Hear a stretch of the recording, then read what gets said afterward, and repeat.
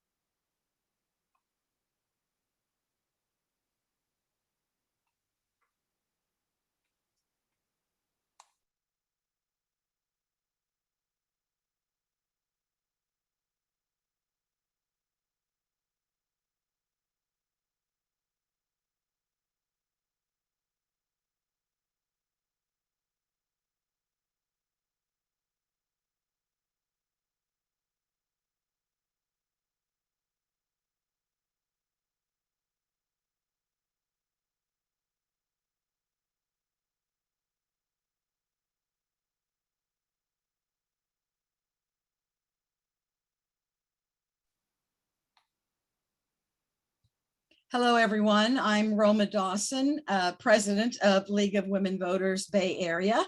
And I see that Adina just entered a welcome into the chat. So feel free to enter your name and say hi to everybody if you want. We're going to give it just a few more minutes. We have a lot of folks to admit. And we're very excited about today's program.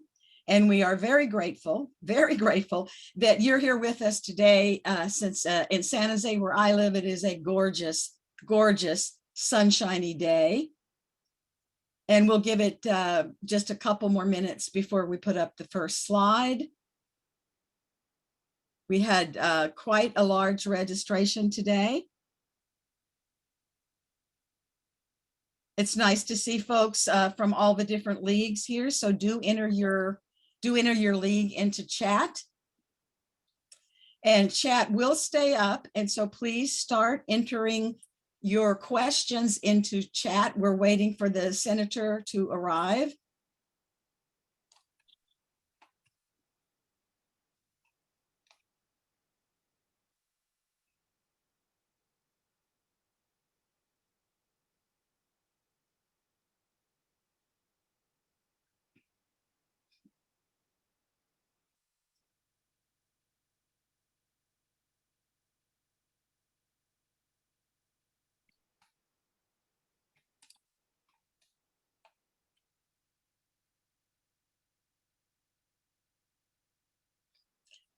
Hi, everyone. We'll put up the agenda in just a couple of minutes. We still have quite a few people waiting to enter. And I'll go ahead with a few brief introductions. I want to thank my League Day committee, my hardworking League Day committee: Kathleen Cha, Raina Laurie, Marianne Shovlin, Sherry Thomas, Madeline Cronenberg. And you will be muted during this. A recording will be posted to our YouTube page. Again, use chat for your questions. We'll get to as many as time permits. And the Zoom recording and resources will be sent to you later on, so you don't have to take furious notes at all. We will send that all out to you. We have a number of valuable links today that you'll be seeing. So again, if you are like me and you have trouble taking notes, we'll have plenty of opportunity later on. And I'm watching to see if, go ahead for the next slide, please, Madeline. This is our agenda today. And if someone will let me know when we see Senator Wiener enter. Don't believe he's with us yet. So we'll take a few minutes just to go over the agenda. We have a keynote today by State Senator Scott Wiener, representing Senate District 11. And it will take as much Q&A as possible as soon as the senator gets here. And then our next panel will feature the Bay Area Equity Atlas. You may recall that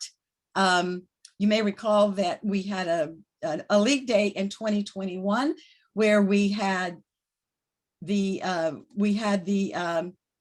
same theme of equity, but this year we're focusing specifically on the 9-county Bay Area. And then at 11:15, we are going to have a health equity panel. And we're very excited about the guests here. And at noon, you're going to get a break. And then at 12:05 sharp, we're going to reconvene for the last panel of the day, which is on transportation equity. Kathleen Cha will be monitoring this panel, and we have very excited to have Alex Bockelman, a Deputy Executive Director with MTC ABAG, and Laura Tolkoff, Transportation Policy Director for SPUR. And I am just waiting to see if Senator Wiener has joined us, and it doesn't look like he has. Let me take a few minutes to tell you about a study that's being led by our board member and our incoming president, Kathleen Cha. And I will take just a few minutes. Kathleen, feel free to enter anything into chat you want to enter, but the study is underway, and it is going to look at whether we need to revise our land use and transportation positions. This came out of our Bay Area Convention about a year ago, instigated by the Santa Clara County Council, the Leagues of Santa Clara County. And we will be following up with that and providing you more information. It is a 2-year study, so you will hear about it about a year from now, actually a little more than a year. We'll do it at our June convention in 2024. If the study group decides to recommend a position change, we will bring that forward. And I still don't see Senator Wiener with us. He is obviously a very busy individual.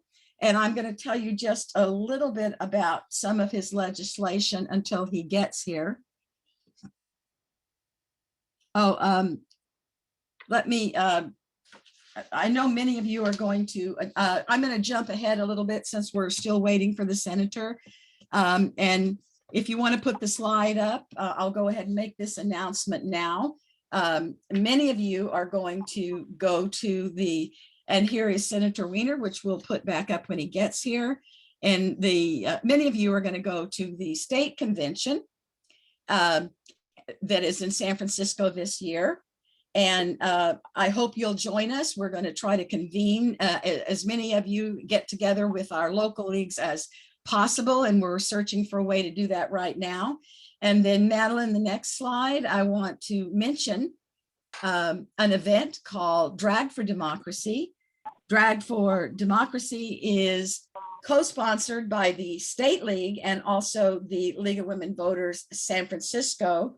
And 2 of the honorees, one of which is Senator Wiener, and the other honoree, Senator Wiener, is receiving an award called Advancing Access, and Councilmember Carolyn Weisinger is receiving the Momentum Impact Award. Carolyn is a league member, and you'll remember her from our league day in 2021 on equity. And now I believe Senator Wiener has joined us, so we can put up his slide. And I am very happy to introduce State Senator Scott Wiener. He actually needs no introduction here in the Bay Area. He was elected in 2016 to represent the 11th Senate District, which encompasses San Francisco and parts of San Mateo County. He has built a reputation as a legislator unafraid to tackle California's toughest issues in bold and thoughtful ways, and has authored some 65 bills that have been signed into law on a wide range of subjects, including housing, transportation, civil rights, criminal justice, clean energy, and alleviating poverty.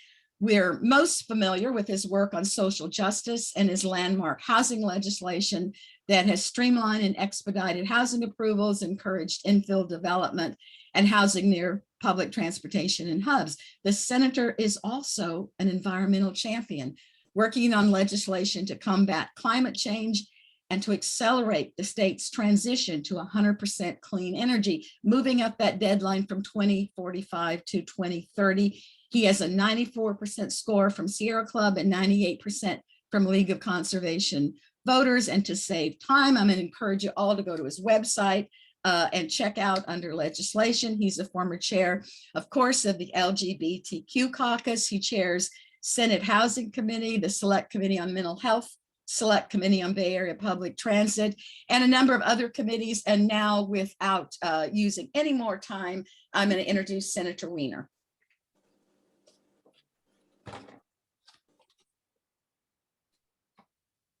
Great. Thank you so much for that lovely introduction, Roma. I really appreciate it.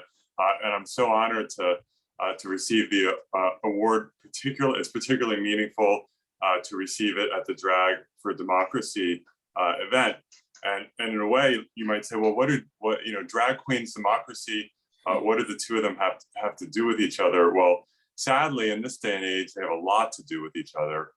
When we look around the country, what's happening with this right-wing backlash against fundamental tenets of democracy and diversity and acceptance and inclusion, it's really terrifying. And the attacks on vicious attacks and demonization of drag queens around the country, unfortunately, is one of the real symbols of that extremist right-wing backlash. We just saw the other day the governor of Tennessee signed into law just an obscene, disgusting law, basically banning any kind of drag performance near children. And it's so vague that so someone who's born a man and is going to wear a skirt or lipstick could, and is around the children and is dancing or singing, could be viewed as somehow obscene and a violation of the law. So it's an unconstitutional law, but these are the kinds of laws that are being passed attacking drag queens, which really is a symbol for trying to take this country back to the 1950s when during this era when at least the perception was that women were in the kitchen and Black people were somehow just separate, and it was the era of straight white men running everything, and LGBTQ people were in the closet and didn't quote unquote flaunt who we are in front of everyone else, and gender norms were strictly enforced. That's what they want. They become more and more open about it, and so the attacks on drag queens is just in a way a symbol of all of that, because drag queens are so offensive to them because it challenges gender norms and so on and so forth. And they, there was an amazing Instagram post that I saw of this drag queen in Texas, basically holding these signs saying, what are the actual threats to children in Texas? Not drag queens, it's the lack of funding for education.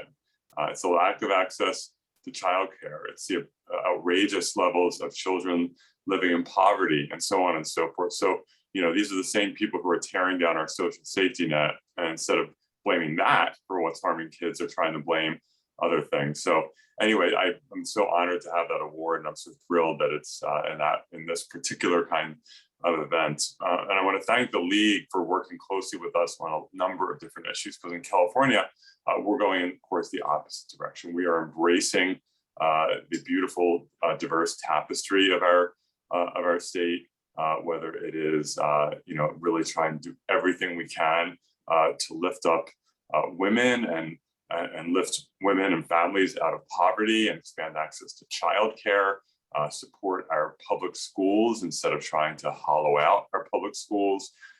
We are working so hard to expand access to healthcare.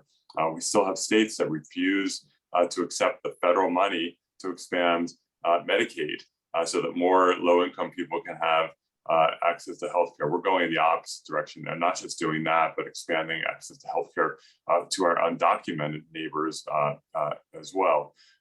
We are, of course, continuing to work very, very hard to make sure that people can actually live and get around and function in California. That means having enough housing for everyone. We are short millions of homes due to 50 years of anti-housing public policies, and the League has worked with us. I'm so appreciative on our effort to just have good government around housing, to say we need more housing, and let's expedite the permitting. Let's not get bogged down in years and years of permitting for any kind of housing.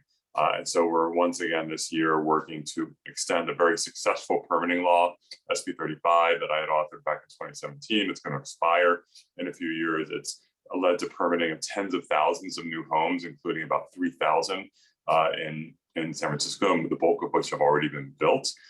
It's a successful law, and we're trying to extend that through SB 423. We're also taking our third, and I hope 3 times is a charm, effort to allow churches, other religious institutions, and nonprofit colleges to build 100% affordable housing on their land. We, around California, we have tens of thousands of acres of underutilized land owned by churches, synagogues, mosques, and they, not quite a few of them want to build affordable housing on that land as part of their mission to help low-income and working-class people have housing and be successful, but also for their congregations, it's a way of generating revenue to support what they're trying to do. So it's a win-win, and so we have legislation that will automatically rezone that land if certain conditions are met, and then automatically approve it if those conditions are met. And it will be, and we have a huge faith-based coalition, coalition of housing advocates, labor unions, and I think we have a real shot of getting it passed this year. We also, one thing that I think should be deeply concerning to all of us is what we refer to as the fiscal cliff for public transportation. So our transit systems, of course, were really hit hard by the pandemic, with, of course, with the shutdown, but also with the increased flexibility of work. And so their ridership went tanked during the early pandemic. It has been increasing gradually over the last few years, but it's not where it needs to be. It's not where it was before. Muni is up to almost 50%, BART at about 30%. But we also see that some of the lines, for example, some of the Muni lines on the weekends are higher than they were before the pandemic. So we're going through a period of readjustment, and I know transit will look different, I bet, 5 years from now than it did before the pandemic, different patterns. But these systems are so critical to our community, to our economy, to avoiding horrible congestion on our freeways, to our climate goals. And the federal emergency funding that kept them afloat during the pandemic is running out in the next 12 to 24 months, depending on the system. And their ridership is not yet recovered. And so they will be forced to have very significant service cuts and probably fare increases, and potentially send some of these systems into what we call a death spiral, where they cut service. And so because of inadequate ridership, and then more riders leave the system because the service has been cut, and then they have to do more cuts to compensate for that. And we need to step up and throw these systems a lifeline at the state level. We're working very hard in the state budget to try to do that, to try to bridge them for the next few years until we get to a better place. We are continuing to work to expand healthcare access. I have a bill this year to cap insulin co-pays at $35, consistent with what the federal government just did for Medicare recipients. We want it to be for as many people as possible. We're also continuing to work hard to keep California a leader around climate action, and we have a package of bills this year to increase transparency and accountability, particularly for corporate America. I have legislation to require large corporations to disclose and be transparent about their entire carbon footprint, including from their supply chains, so that they cannot market themselves as green when they're not green. We want transparency and an end to greenwashing. And legislation authored by my colleague, Senator Lena Gonzalez, to require CalPERS and CalSTRS of state pension funds to divest from fossil fuels. So we have a lot of good things going on this year. We have a challenging budget, large deficit. It's not as devastating as 15 years ago, but it's going to really cause some real challenges. I know we're all committed to protecting the funding gains that we've made around K-12 public educations and community colleges, the expansion of childcare subsidies, and other critical needs. So stay tuned on that. And again, thank you for having me and thank you for your work. Thank you.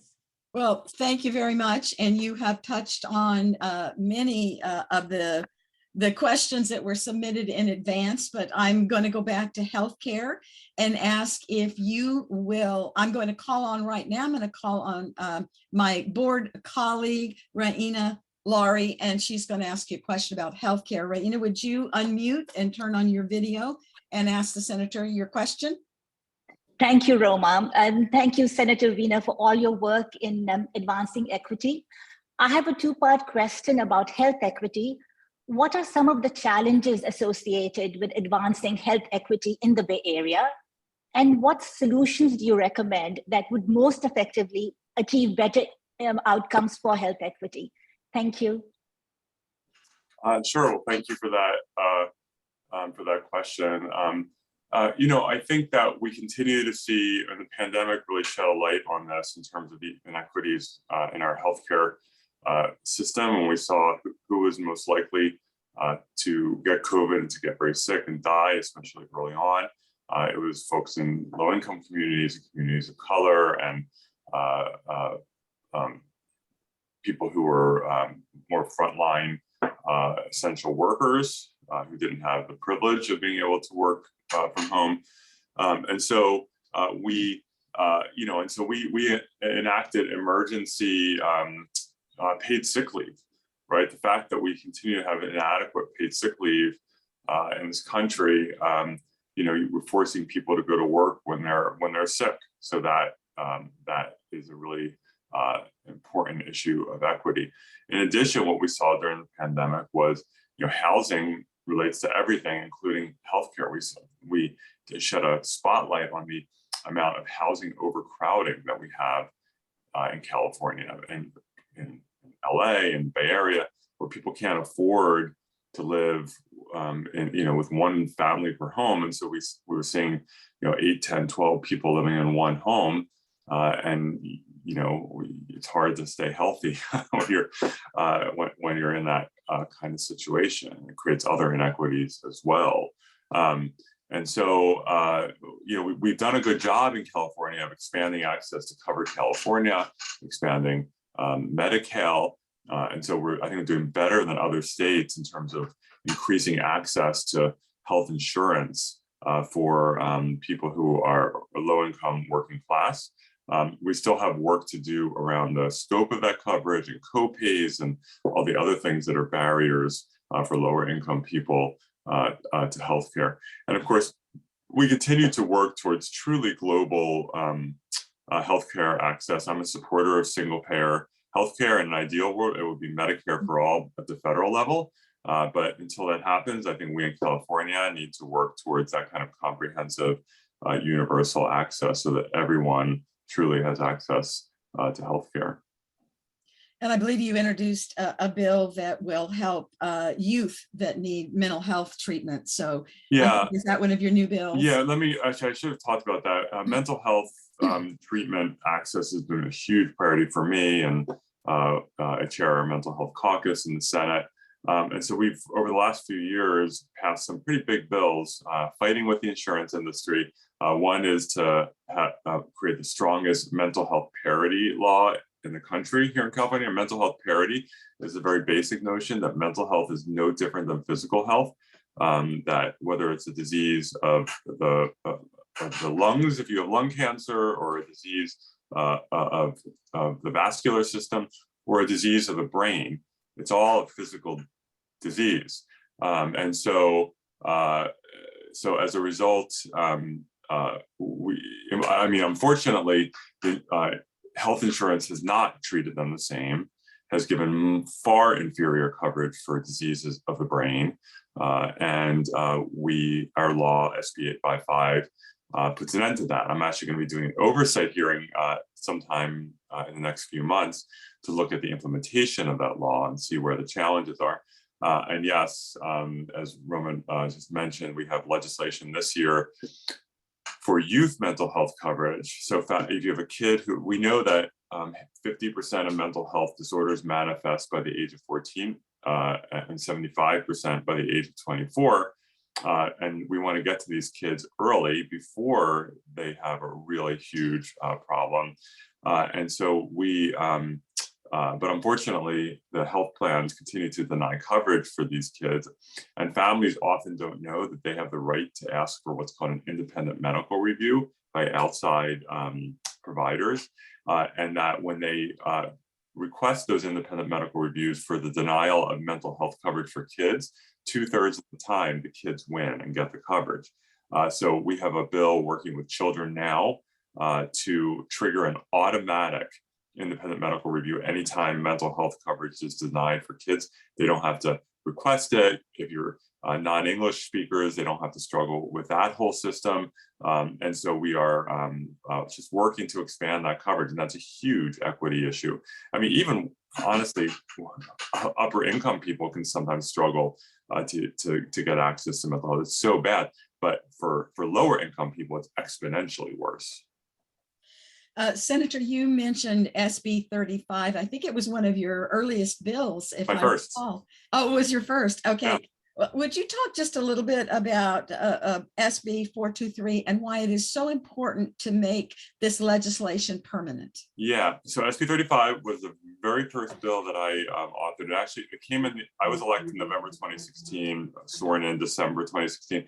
In the summer of 2016, right before I was elected, Jerry Brown, through the budget, tried to put through a broad streamlining bill that would basically say, if you are proposing a project that's consistent with the zoning, you should get a permit fast. No, none of this like argue and appeal, et cetera, for 3 or 4 years. If you check all the boxes, comply with all the rules, you get your permit, period. That fell apart, but I came in a few months later and said, let's see if we can salvage that. And so we created a bill, SB 35, that said for cities that are falling short of their housing goals, they become streamlined. No CEQA, no discretion. If you check all the boxes, you get your permit within 3 to 6 months. That bill has now been in effect for about five years. It was a slow start, but then it started accelerating, and about 20,000 permits have been issued, or about 13,000 permits and another 6,000 that are in the pipeline to be issued, about 3,000 in San Francisco alone. 3/4 of the permits have been for affordable housing, 25% for market rate. It's been very successful, and it's only accelerating. And I think over the coming years, if we're able to extend it, it'll become dramatically more successful even. So it expires at the end of 2025. We have a bill this year, SB 423, to remove that sunset and also to make some changes to the labor language in the bill that we think will make it more expansive and who it protects and more successful. And we're working with the Carpenters Union and SEIU and the School Employees Association, who are all supporting the bill. Actually, excuse me, the Carpenters are, the SEIU and the School Employees Association are supporting the church housing bill, and we're working to get them in support of 423 as well. So we're working hard to try to extend the bill and make it even more successful than it's been. We've all read about the appellate court hearing on the housing project in Berkeley. It's gotten quite a bit of attention about opening a door to classifying activities that go on within projects as part of CEQA. Without getting into the weeds of that issue, do you see any opportunity in the near future for meaningful CEQA reform?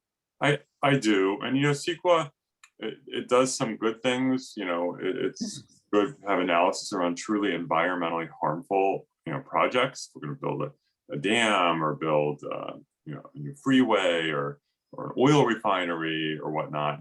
But CEQA has now been weaponized for people to oppose environmentally beneficial projects like infill housing near jobs and transit, or a bike lane or public transportation line, or in this case, on-campus student housing at UC Berkeley. On-campus student housing is one of the most environmentally sustainable things you can do, because then the students are living on campus, they're walking to class, or at most taking a bus. If you don't let them live on campus, and we have high rates of student homelessness, it's like 10% at the UC system. They're either homeless or they're living far from campus and have to drive. And the fact that CEQA would be used to literally delay or even kill a student housing project on campus, UC Berkeley is doing a good thing by saying we want to build 1,100 units of student housing on our campus. We should let them do that and not use a bogus environmental lawsuit that has nothing to do with the environment to kill it. And what the court ruled was that because students are known to be noisy, that's an environmental impact. I'm sorry, that's bogus. Like the fact that people make noise because we talk loud or we laugh or we play music, that might irritate people. I get irritated when sometimes when my neighbors make noise. That's not an environmental problem. That's just like a human, how we live in a society and in a city. We sometimes irritate each other. It's not an environmental issue.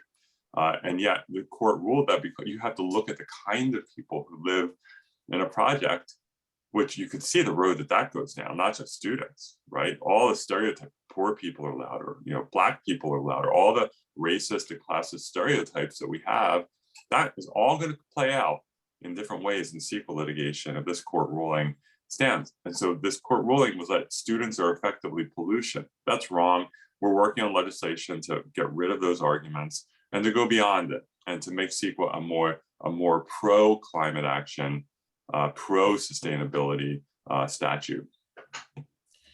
Senator, I do know you have a hard stop. I'm hoping do you have time for one or two more questions, or do we need to let you go? Or maybe like one more question I can do, yeah. Well, these are hard choices. You just recently held a joint hearing with the Assembly Chair of Housing, Assembly Member Wicks. Did any priorities emerge from that, or can you give us a sense of priorities moving forward for the two committees?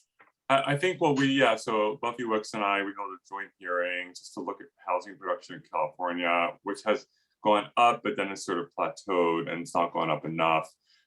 We need to do more, we need to be probably doubling our annual production of housing at least.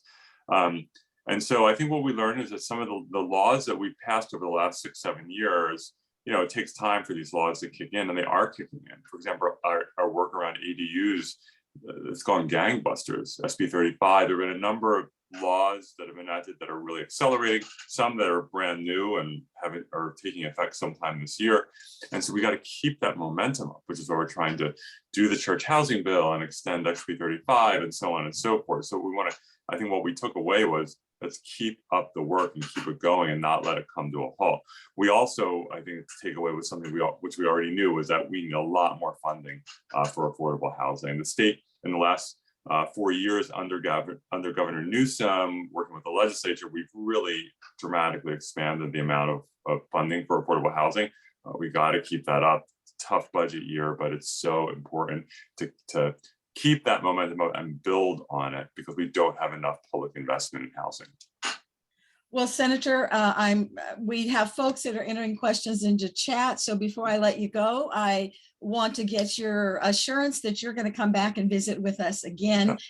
We'd like to have a one-on-one with you. We just started conversations with elected officials in the Bay Area just to get to know them better. So you'll be getting an invitation in the next few months to join us again. And we are very grateful you carved out time for us today, and thank your staff for all their help. Happy to do it, and thank you for your work. All right. Goodbye, Senator. Thank you. Bye-bye. Bye-bye. And again, apologies to those of you in chat, but he did have a hard stop. He's a heavily booked individual. And I just want to go to if we can put the slide up, we're going to go into our first panel. And you're going to see it in just 1 minute. The panel is on the Bay Area Equity Atlas.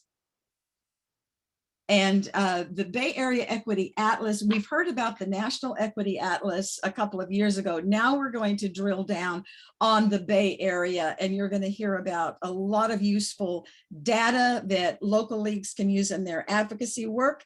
I'm going to introduce Gabriel Charles Tyler, who's going to serve as moderator with other panelists, Ryan Fukumori and Simone Robin-Nolt. And Gabriel, I'm going to turn it over to you now. Thanks, Roma. We're really excited to be here with you all today just to talk about the state of equity in the Bay Area region. You can advance to the next slides and the next one as well. So, oh, you can. So I'm Gabriel Charles Tyler. I'm a Senior Communications Associate at PolicyLink, working on the Bay Area Equity Atlas with my two colleagues who are joining me today, Ryan and Simone. The next slide. And today we're going to give you all a brief introduction to what the Bay Area Equity Atlas is, as well as discuss some of the past and present day demographics of the area, looking specifically at racial and economic segregation and the growing diversity and widening disparities in the region. And then we'll talk about a few of the tools and stories that we have and that we've partnered with other local advocates to share with you all, and things that you all can use to advance racial and economic equity in the work that you all do. And then we'll have a brief portion for Q&A. So if you all have any questions during the presentation, definitely feel free to drop them into the chat. So now I'll turn things over to my colleague, Simone, to tell you all a little bit more about the Atlas. Thank you, Gabriel, and thank you everyone for having us. Really excited to speak with you today. If you could go to the next slide, please. Back one, please. I'm going to talk through what the Bay Area Equity Atlas is. So the Bay Area Equity Atlas was created in partnership with the San Francisco Foundation, PolicyLink, and the Equity Research Institute, which is known as ERI, based out of Southern California at USC. And it's an offshoot of the National Equity Atlas, which I know you guys have worked on or learned about in the past. And it's an equity data tool. It follows a similar structure to the National Equity Atlas, and we provide data for various geography levels at the national level for a National Equity Atlas, and then for a Bay Area Equity Atlas, specifically focusing on the 9-county region. We aim to equip leaders and advocates in the area with data to inform solutions for inclusive prosperity. And we currently have 23 indicators for 272 geographies at the regional, county, city, and some of our maps on our indicators go down to the census tract level, so you can really get some neighborhood level data. We disaggregate our data whenever possible by race, gender, nativity, and ancestral groups. And in addition to a lot of our like kind of bread and butter, which is our indicators, we do deep dive data analyses regularly on demographic and socioeconomic data in the region. We publish reports, data visualizations, maps. And then we also, a really major part of the work that we do is that we partner with community leaders and grassroots organizations through our equity campaign leaders, which is a group that we meet with twice a year to really advise our research agenda. And then we also do kind of one-off data requests and data support for organizations in the area that just need support on racial, economic, equity data in the region. Next slide, please. So we focus our indicators, we frame our indicators around the 3 focus areas of the San Francisco Foundation. So that's people, place, and power, and it's quite a range between the 23 indicators. So we have demographic data that does deep dives for the geographies I mentioned for race and ethnicity, nativity and ancestry. And then we also have a lot of data on housing, so housing burning, home ownership. And then we also are building out our power section, which focuses on ability to engage in political and social communities in our region. So we work a lot on developing our diversity of electeds indicator, which tracks the gender and race of the elected officials in the region. So this is just an example of a couple. I really recommend afterwards taking the time to go through the website, because we have a wide breadth of information. You can spend many hours on it, just pulling all this different data that could interest you in the work that you do. Next slide, please. Yeah. So I think we will pass it. I'll pass it to Ryan. This is my slide actually still. We're going to focus on, so through the pandemic and kind of just overall in our work, we ask ourselves the question, what makes an equitable region, or what makes a region equitable? And some of the main things that we focus on is we want a region that possesses economic vitality. So that means that everyone that wants a job has a high quality job with good pay and benefits. Those jobs are sustainable and in climate friendly industries. We also want a region that is ready for the future. So that means a skilled, ready workforce with a population that is healthy and has been given access or has access to the healthcare that they need.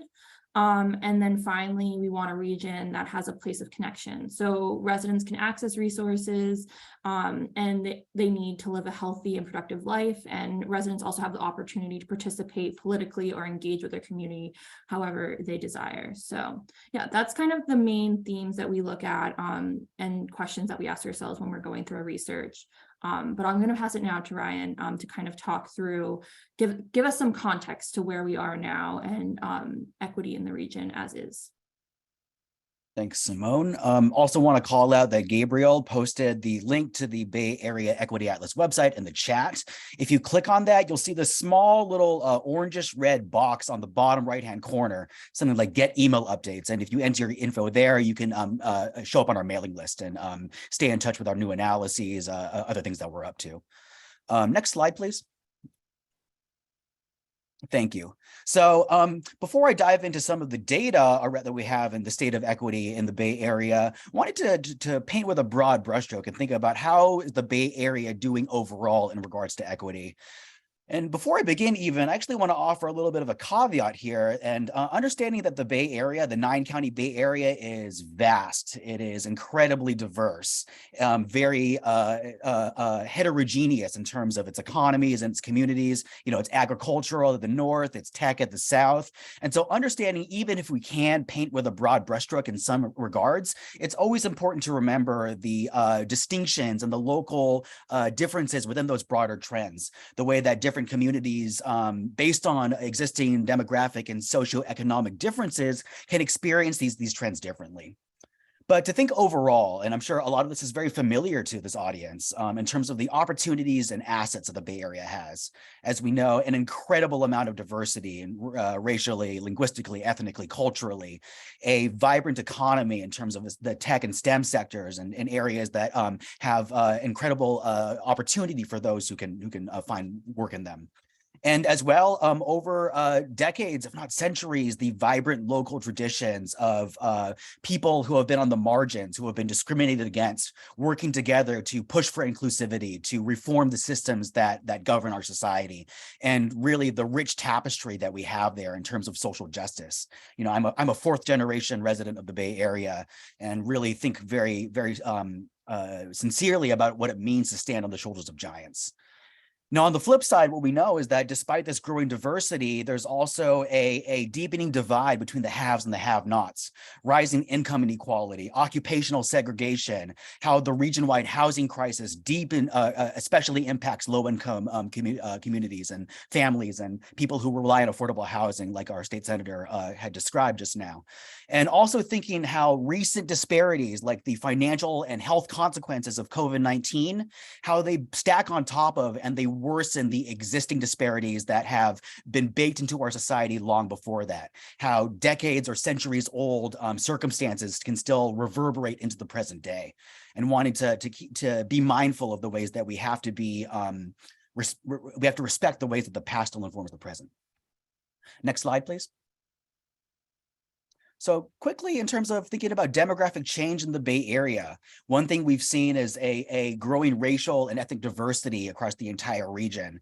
Right around the turn of the century, the Bay Area became majority people of color, majority minority, quote unquote.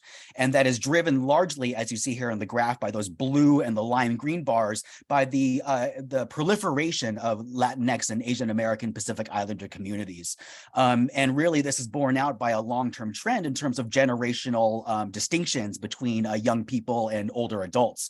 That is a much larger share of Latinx and Asian American Pacific Islander residents are younger compared to white residents. And on the flip side, older adult senior citizens make up a much larger share of the white population in the Bay Area compared to some of the communities of color. And so you see here the seeds for this ongoing diversification and demographic change in the Bay Area, driven really heavily by Asian American, Pacific Islander, and Latino communities.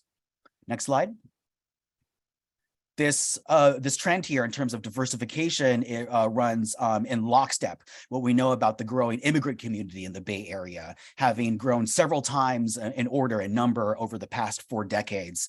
And also here, a immigrant community that is heavily represented by Asian American and Latino Latinx residents. Roughly 1 in 3 of all residents in the Bay Area is an immigrant. 1 in 10 white residents is an immigrant. 2 in 3 Asian American Pacific Islander residents are immigrants. And so we see here the diversification in terms of where people come from as well and in the region. Next slide, please. And in thinking about this growing diversity, it's also really important to note that we have access to and that we have the ability to tap into a much better landscape of disaggregated data. So thinking about how we can take the Asian American and Latino communities and break it down even further by citizenship and by immigration or by nationality and ethnicity, and really understanding all of the different differences within those communities that we have to abide by as well. Language differences, cultural differences, different histories of migration and settlement and different challenges that people can face. And so making sure that we have the ability to serve people equitably also means the importance of being able to understand the ways that different communities operate and where people live. And this is especially important with Asian American and Pacific Islander residents and households, if you go to the next slide.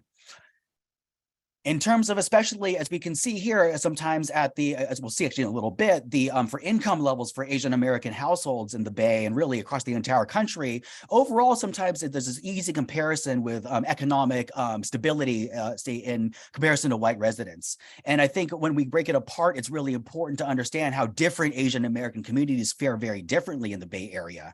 And we can think about this one in terms of ethnicity and nationality, such as how Pacific Islander and Vietnamese American residents have a significantly lower median household income than, say, Indian American residents. But also, if you look at the bars there for Chinese American residents, second from the left, we see here that there's a substantially higher income for Chinese American households in the South Bay, in the Santa Clara County, versus San Francisco, Alameda County, Contra Costa County, where there's much higher rates of elder Chinese Americans who are on fixed incomes, or a much more economically diverse set of communities.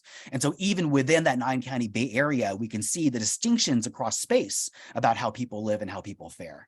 And so, really important that we break down these data in many different ways to really understand the distinctions and the nuances. Next slide. And this is really important, as I mentioned, in thinking about how current disparities stack on top of long-term, long-standing historical episodes of discrimination, and really thinking about especially how the landscape of racial segregation in the Bay Area was foundational to the current moment. And to do a really quick history lesson here, I don't have too much time, but a lot of the Bay's housing and the kind of construction of the urban infrastructure came after 1906 for earthquake-related reasons. And a lot of the new housing in suburban areas designated for middle and upper class folks were put under what were called deed restrictions or racially restrictive covenants, where the law forbade or the deed forbade the selling or renting of the property to people of color. And then ultimately in the 1930s, during the New Deal, the Roosevelt administration's efforts to lift people out of the Great Depression, there were 2 major housing programs: the Federal Housing Administration, which constructed a lot of this new suburban housing under these deed restrictions, as well as the Homeowners Loan Corporation, which would offer low interest government secured loans to people looking to buy homes. And what the federal government did was partner with surveyors across the entire country, including the Bay Area, to landscape and to go through these different neighborhoods and determine the relative investment risk for providing a loan to people buying a home in that area. And they determined the riskiest neighborhoods were those where people of color lived, that were because people of color couldn't live in the suburban areas with deed restrictions. And if you click once, please. So you see here actually some different language that these surveyors used in the 1930s to describe these different neighborhoods. In the red here, this is actually close to the intersection of University and San Pablo and Berkeley, describing the presence of Asian American and Black residents as an infiltration into those communities, and therefore the area must be considered hazardous for loans. Now on the flip side, the hills of North Berkeley, as we know, are very expensive multi-million-dollar homes now. Federal housing money was used to build these neighborhoods that were then placed under these all-white restrictions and prohibiting, especially here, Asians and Black folks from buying homes in those areas. And ultimately, after World War II, redlining continues, no longer a government practice per se, but by private banks and lenders to restrict many people of color from buying homes and securing home loans. And so people of color couldn't buy homes in new suburbs. They couldn't get these low interest home loans and could only risk buying a home with a usurious, high interest predatory loan and therefore risk foreclosure.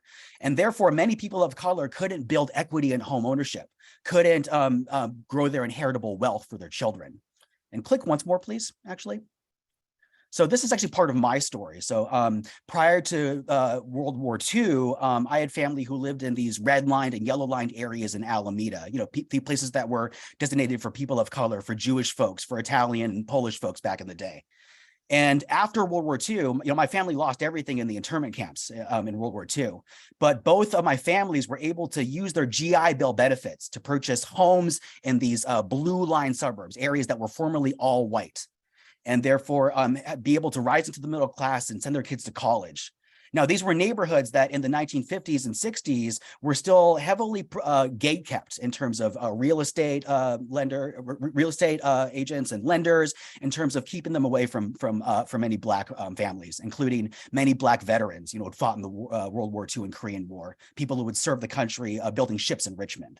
And so we see here the deliberate growth of disparity through lack of access to home equity, home ownership, and inheritable wealth. And if you click once more.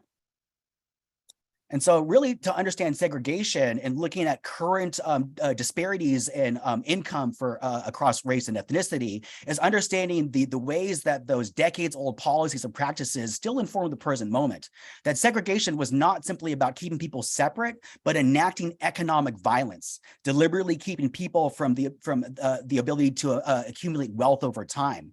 And with historic absence of home ownership, if you click once more, we see these patterns emerge again in terms of both income and home ownership, which have not meaningfully changed if you adjust for inflation. Really, what we see here is that advantage gets accumulated over time. People and families who were able to buy homes decades ago were able to stack up that advantage, and folks who were not were left in an accumulating disadvantage. And so really understanding the ongoing and layered effects of historical discrimination.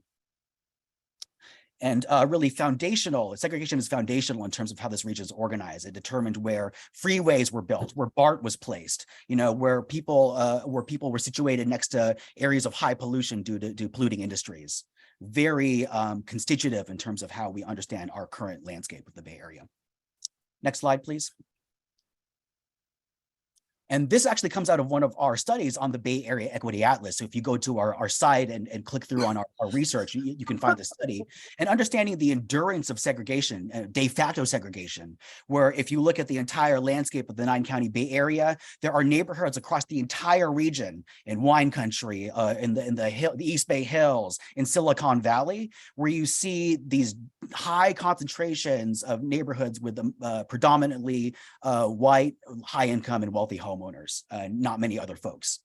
And many of these areas, as we understand, were governed by these racist practices, these deed restrictions, redlining practices, real estate discrimination decades ago. And so again, the past still reverberates in the present moment and what we understand to be the current challenges of today in terms of building equity across the region. Next slide, please. I have one more slide before I pass it back to Simone and talking a little more about some of the data tools and research on the Bay Area Equity Atlas website. But understanding that, even though after the civil rights era, there have been many gains in terms of inclusion and anti-discrimination, much more representation by people of color and in arenas of influence and power, that in that time, since the 1960s, there's also been a growing class disparity we've seen in the Bay Area in terms of the folks who struggle to make ends meet facing a more and more inhospitable landscape for them. And one thing, if we look at the entire range of wages across the entire Bay Area and put them into 5 groups, are called quintiles. If you look at the lowest 20% of wage earners in 1980, and you adjust for inflation, those lowest 20% in 1980 made more in wages than the lowest 20% in 2020. Because minimum wages have not risen in lockstep with inflation. But on the flip side, that highest 20% of wage earners have seen their incomes grow exponentially over the past 40 years. And so we see this deepening divide over generations between the haves and the have-nots, the richest and the poorest. And this is also heavily borne in terms of enduring occupational segregation, especially as California and the Bay Area have become deeply globalized and technologically complex in terms of the economy over the past generations, where we see a majority of white and Asian American workers in white collar jobs, tech and STEM and finance and real estate and insurance, compared to a minority, about a little over 1/3 of Black workers and 1/4 of Latinx workers. And so we see here these ongoing divides in terms of who has access to high paying lucrative jobs and who is overrepresented in many of the essential industries that were had much more job loss or had exposed risk to COVID during the shelter in place era of the pandemic. And so again, understanding how these longstanding disparities inform the present moment and have really accelerated in the past few years during COVID-19. I'm going to pass it back to Simone. Next slide as well, please. Who's going to take us through some of the data tools. Thank you so much, Ryan. Yeah, so I'm going to transition into some of the data we have available on our site and kind of our methods around storytelling. Next slide, please. So for each of our indicators that we have on our site, we're working on building in a storytelling element, highlighting the experiences of Bay Area residents and how their experiences interact with the data that we have to be able to tell a well-rounded full story with both data and storytelling. So on the screen, you see a picture of Joseph Alvarez from Petaluma with his 2 great kids. And he's talking, we interviewed him about his experience experiencing rent burden, and he moved to Petaluma at the start of the pandemic to have more space for him and his family. And he lived in this apartment complex, and after a year living there, he was hit with an over $400 rent increase. And Joseph just kind of had a hunch that felt wrong and didn't think it was legal. So he did some research and he found that it was unlawful and it went against the California Tenant Protections Act of 2019.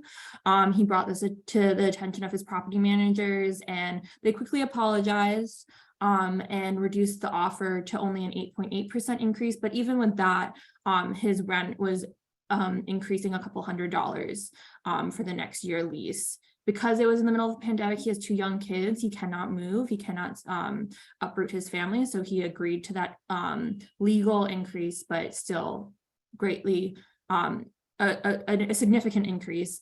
He worries that if this continues, he's going to be priced out of the area because his work as an electrician, his wages are not increasing at the same rate. And we spoke to him and his wife, and they both agreed that if they spend about 50% of their income on rent.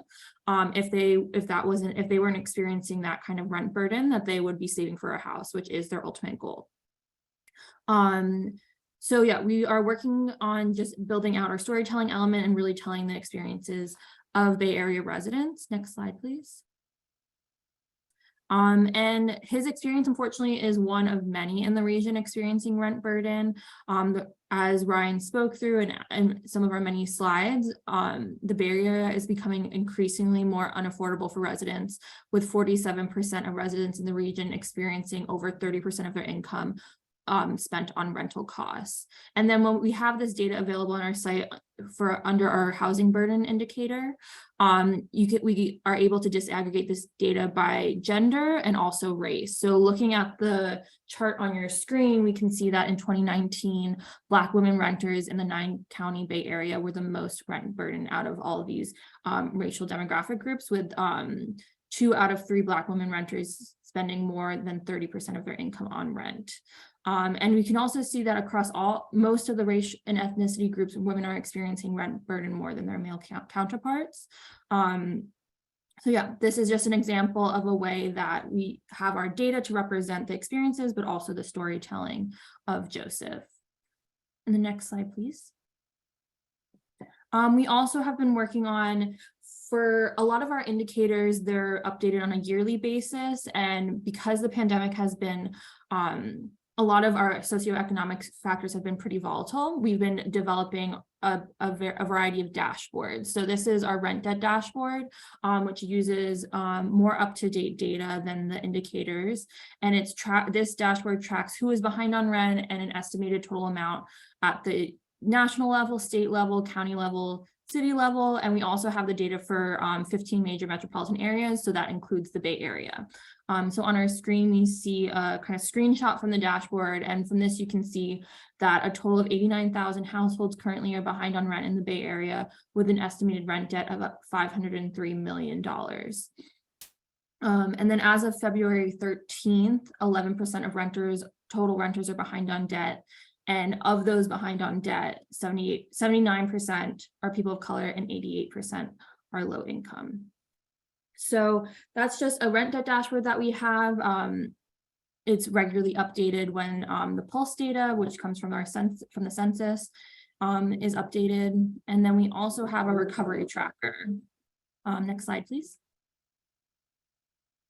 Our recovery tracker we developed with our advisory committee because there was an interest to kind of track the economic and social changes happening in the region due to the pandemic. It's updated on a quarterly basis, and we focus on the 9-county region and their progress towards inclusive and equitable recovery. So we feature data on economic security and prosperity, housing justice, and healthy communities of opportunity. And overall, we're seeing just major discrepancies on how race and income groups are recovering from the pandemic. So on this slide here, we're looking at people reporting that they're experiencing a loss of employment income. And we see that as of mid-October, 26% of people of color reported a loss of employment income. And that's compared to 8% of white households during the same time period. We also look at other indicators on this dashboard. Next slide, please. One of which is food insecurity. So when asked if households were experiencing food insecurity during the past few weeks, we see that 25% of low-income households still are experiencing food insecurity compared to just 3% of higher income households. So this dashboard, it starts depending on the indicator, it ranges, but early 2020 to current day or the previous quarter. And we're seeing kind of this interaction, especially around food insecurity of the pandemic, but also just overall inflation rates and people experiencing struggles with just recovering from the economic impacts of the pandemic. So a lot of our tools, we look at our dashboards are for more up-to-date data, so indicators that are reacting to the pandemic. And then we also have our indicators, which kind of have trend data and go deeper dives into kind of different indicators in the area if you want to deeply disaggregate your data or get some trend data for equity in the region. Next slide, please.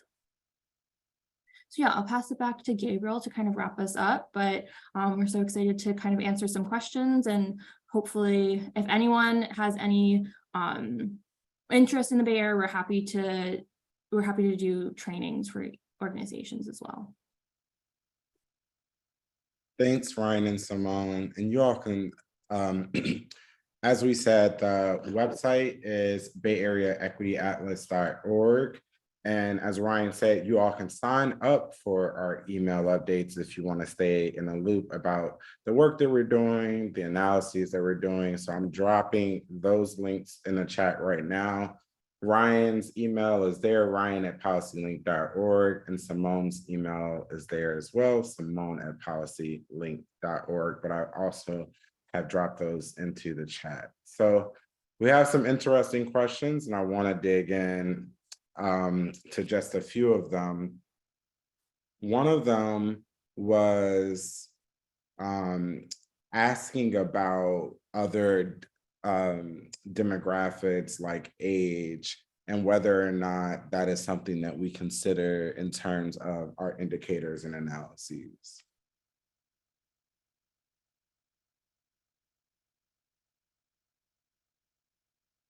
Andrew, I can go first. So for most of our indicators, we don't have a filter by age, but I think some of the great work that we do is when we're able to disaggregate our data through a deep dive analysis. So I think in the future, that's definitely a place that we can kind of do a deep dive on equity in the region, especially by age groups.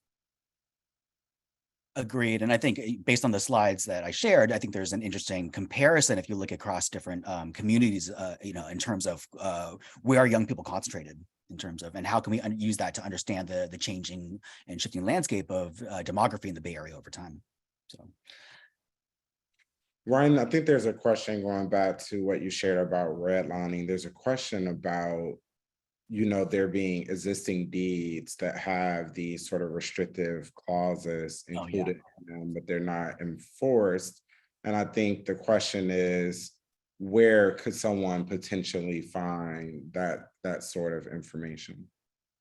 I'm not sure if there's any public databases on that. I just posted a link because there's been news sources, NPR here. I believe the San Jose Mercury has had a few articles about this too in recent years.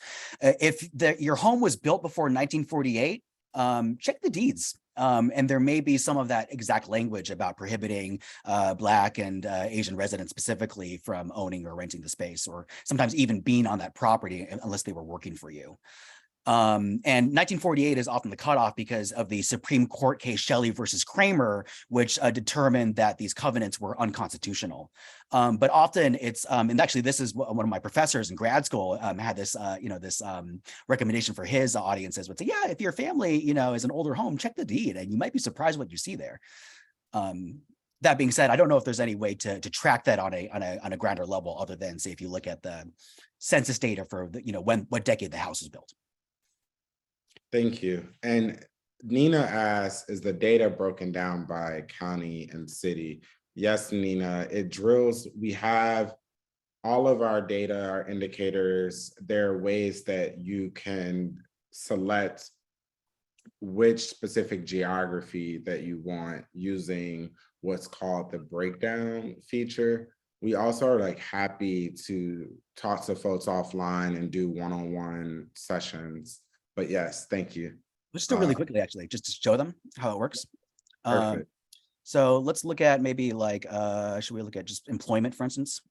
And then what you can do is the default view here is going to be for the 9-county Bay Area. But if you click on geography type, you see there's you can do counties and look at individual counties. Let's see, I think Alameda County, Contra Costa County here should pop up. If you look at large cities, for instance, many of the, the major cities like in the Bay Area, and then also there's a little bit of ability to drill down into smaller areas too. Though sometimes the data, because the sample size is smaller, may not be as reliable. Say, for instance, Burlingame, the data, it's not enough samples or data samples to give the full landscape. And then also what we can do is we can look at data on a map, for instance, in terms of, let's see here, let's look at the region, and then you can do map geographies to look at, say, like individual census tracts, for instance, and looking here about the overall rate of participation in the labor force. And so there's a lot of different ways to look at the data on the site and under the indicators tab at the top. And a lot of it, we really encourage folks to just simply take some time and play around with it, because oftentimes there's a lot of features that, because there's so many bells and whistles, can get a little bit buried. And so it's really rich.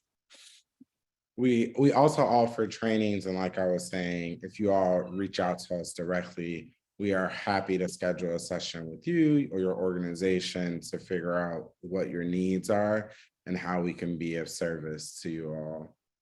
There's another question I think is a good question, and it's how do we prioritize what to research? There seems to be like a lot of challenges in the region, a lot of different indicators. So I think they want to, the question I think is a really good one. Yeah, I think, well, like I said in the beginning, this is a partnership with the San Francisco Foundation. So different to the National Equity Atlas, we really developed this with the San Francisco Foundation. So their kind of focus areas of their work are people, place, and power. And then alongside of that, with those three framing buckets, we work with our equity campaign leaders. And these are people that work on the ground, grassroots organizations in the region, focused on housing, on justice and jobs work, and just overall economic equality work. And we spoke with them to kind of talk through and develop what are the indicators that people are interested in the region, what are indicators that will help these kind of grassroots organizations advocate for the work that they do. And we're building out our indicators every year. So we're looking to add a couple more in the coming year. And then just we're always getting questions on, oh, can you add this indicator? Can you add that indicator? So we're always trying to get grassroots kind of input on data that would be helpful. And can you all share a little bit about like who uses our data and analyses? Are they activists and legislators or advocates? And what successes or challenges have we faced in terms of making an impact locally? I would say the audience is pretty broad from what we know in terms of a lot of other advocates and equity leaders across the region in terms of wanting to understand the data better. Some of our signature analyses have a lot of traction from many different sectors, policymakers and their offices, public agencies, interested residents. And so I think really part of the goal there is to both in deliberate ways, make sure that we have an informed basis of knowledge to advance equitable policy and structural change. But then also, I think just as we are here today, making sure that we can also have an informed public who is excited to engage on these matters overall. Now, in terms of impact, a lot of what we've done in terms of having a kind of a enduring presence of a data infrastructure hub in the Bay Area. A lot of the work has so far has been, I would say, episodic in terms of the impact, working with individual agencies or governments in order to help elucidate some of the issues at stake in terms of their communities, partnering with our advisory committee organizations to expand the scope of what we can do in terms of understanding the landscape of equity. And I think one thing to note here is that as we are in this current state and looking forward, it's understanding how can we balance both, our ability to work with data, our technical skill sets, our ability to visualize information in accessible and compelling ways, storytelling, and put it out there for folks. But I think the ultimate goal is also not just giving people fish, but teaching them how to fish. How can we raise the capacity across the entire network of advocacy and equity-focused organizations in the Bay Area, such that a lot of different people have access to understand how to work with these numbers, how to connect the quantitative stat-based data with the qualitative story-based data. And how do we really sow those seeds such that over the long term, the overall capacity of all of us to work together is strengthened as well. Yeah, and I'll also add one of our main goals is to democratize our data. So all of our data on our indicators is available to be downloaded as a CSV file to be used on Excel, or you can download the indicators as kind of like a pre-made PowerPoint template or as a image that you can use on your own presentation. So part of that democratizing the data is anyone can use the data. So anyone that has access to the internet and our website can utilize this information for however they see fit for their kind of advocacy or political needs. And then last two quick questions. One is about is there a way to map our data to voting districts in large places like San Jose?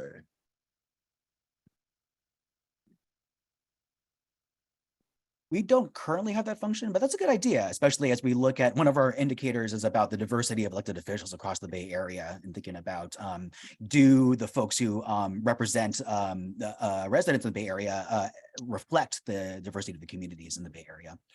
And so one thing that we could put a pin in thinking about how we could work with those kinds of geographic disaggregations in the future. Thank you.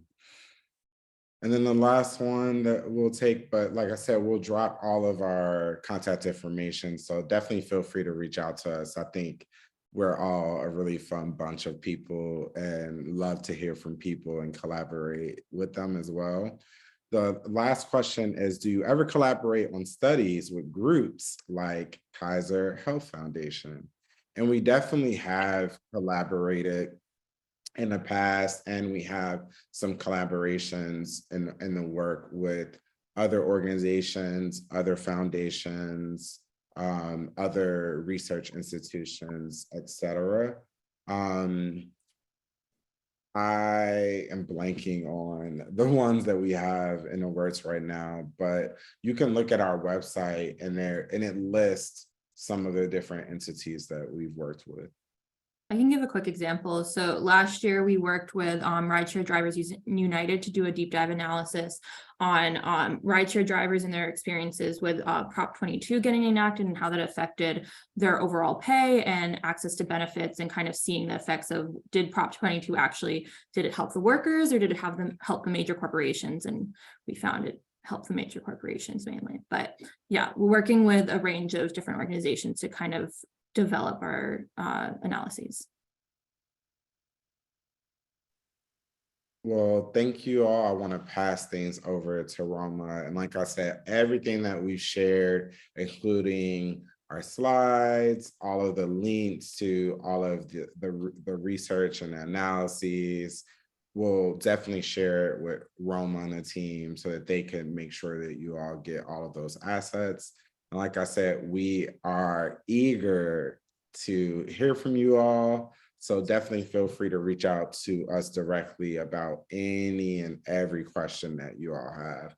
Even if we aren't able to provide specific data or research, we definitely try to help lead people in the right direction. Thank you so much, Gabriel, Simone, and Ryan, for that incredible presentation. And I would encourage all of you to sign up to get information from the Bay Area Equity Atlas. You can spend days playing around with this data, and it's very valuable information for some of our advocacy work. And right now I'm going to, by the way, the links that you saw in chat, we will try to capture those for you when we send out the PowerPoint and the recording of the information. And thanks again, all the three of you. And now I want to introduce my board colleague, Marie Ann Shovlin. Marie Ann and Raina Laurie assembled an incredible health equity panel. And we're going to hear from the health equity panel, and then we'll have a very brief 5-minute break. But if you can hold on for another 45 minutes with us, go ahead, Marie Ann. I'm turning it over to you.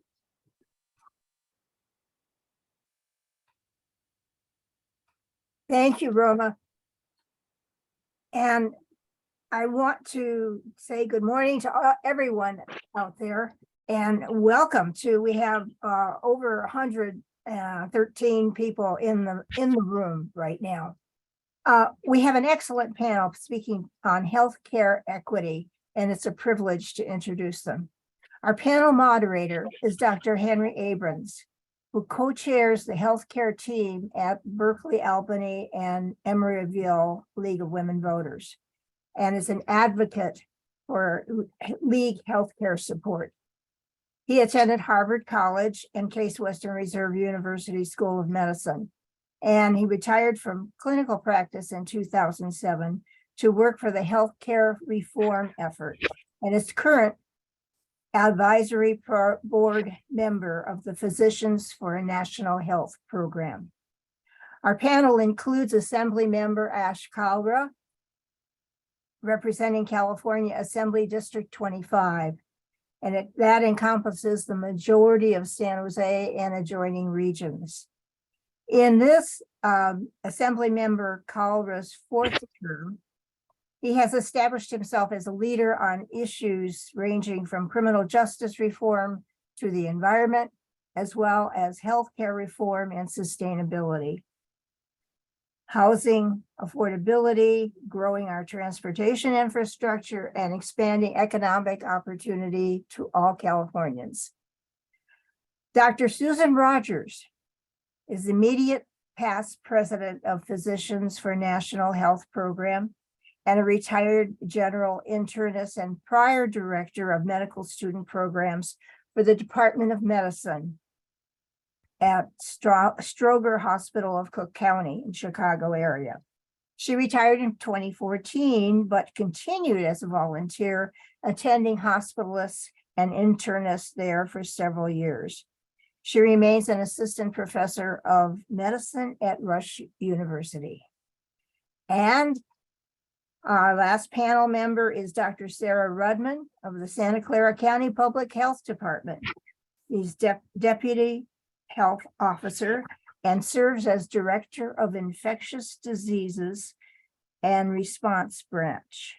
Dr. Rudman joined as the STD/HIV Controller, leading and growing the STD/HIV Prevention and Control Program.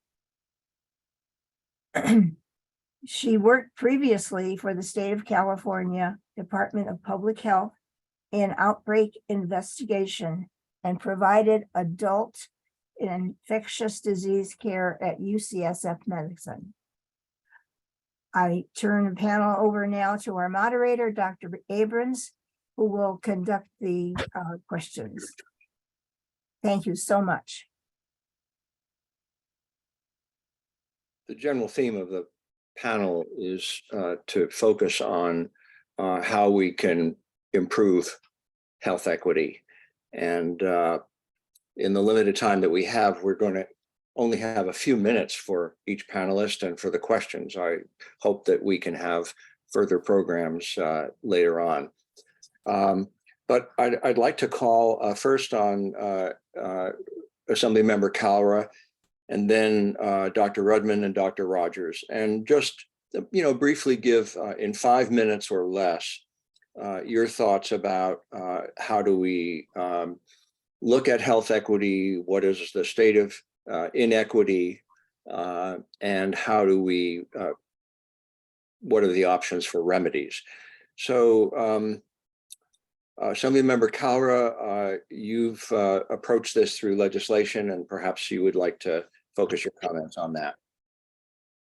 Well, thank you so very much for the introduction and for inviting me to be part of this important conversation. And I always appreciate the League for really facilitating these very educational, not just for those listening, but even for me. I always learn a lot when I take part in these types of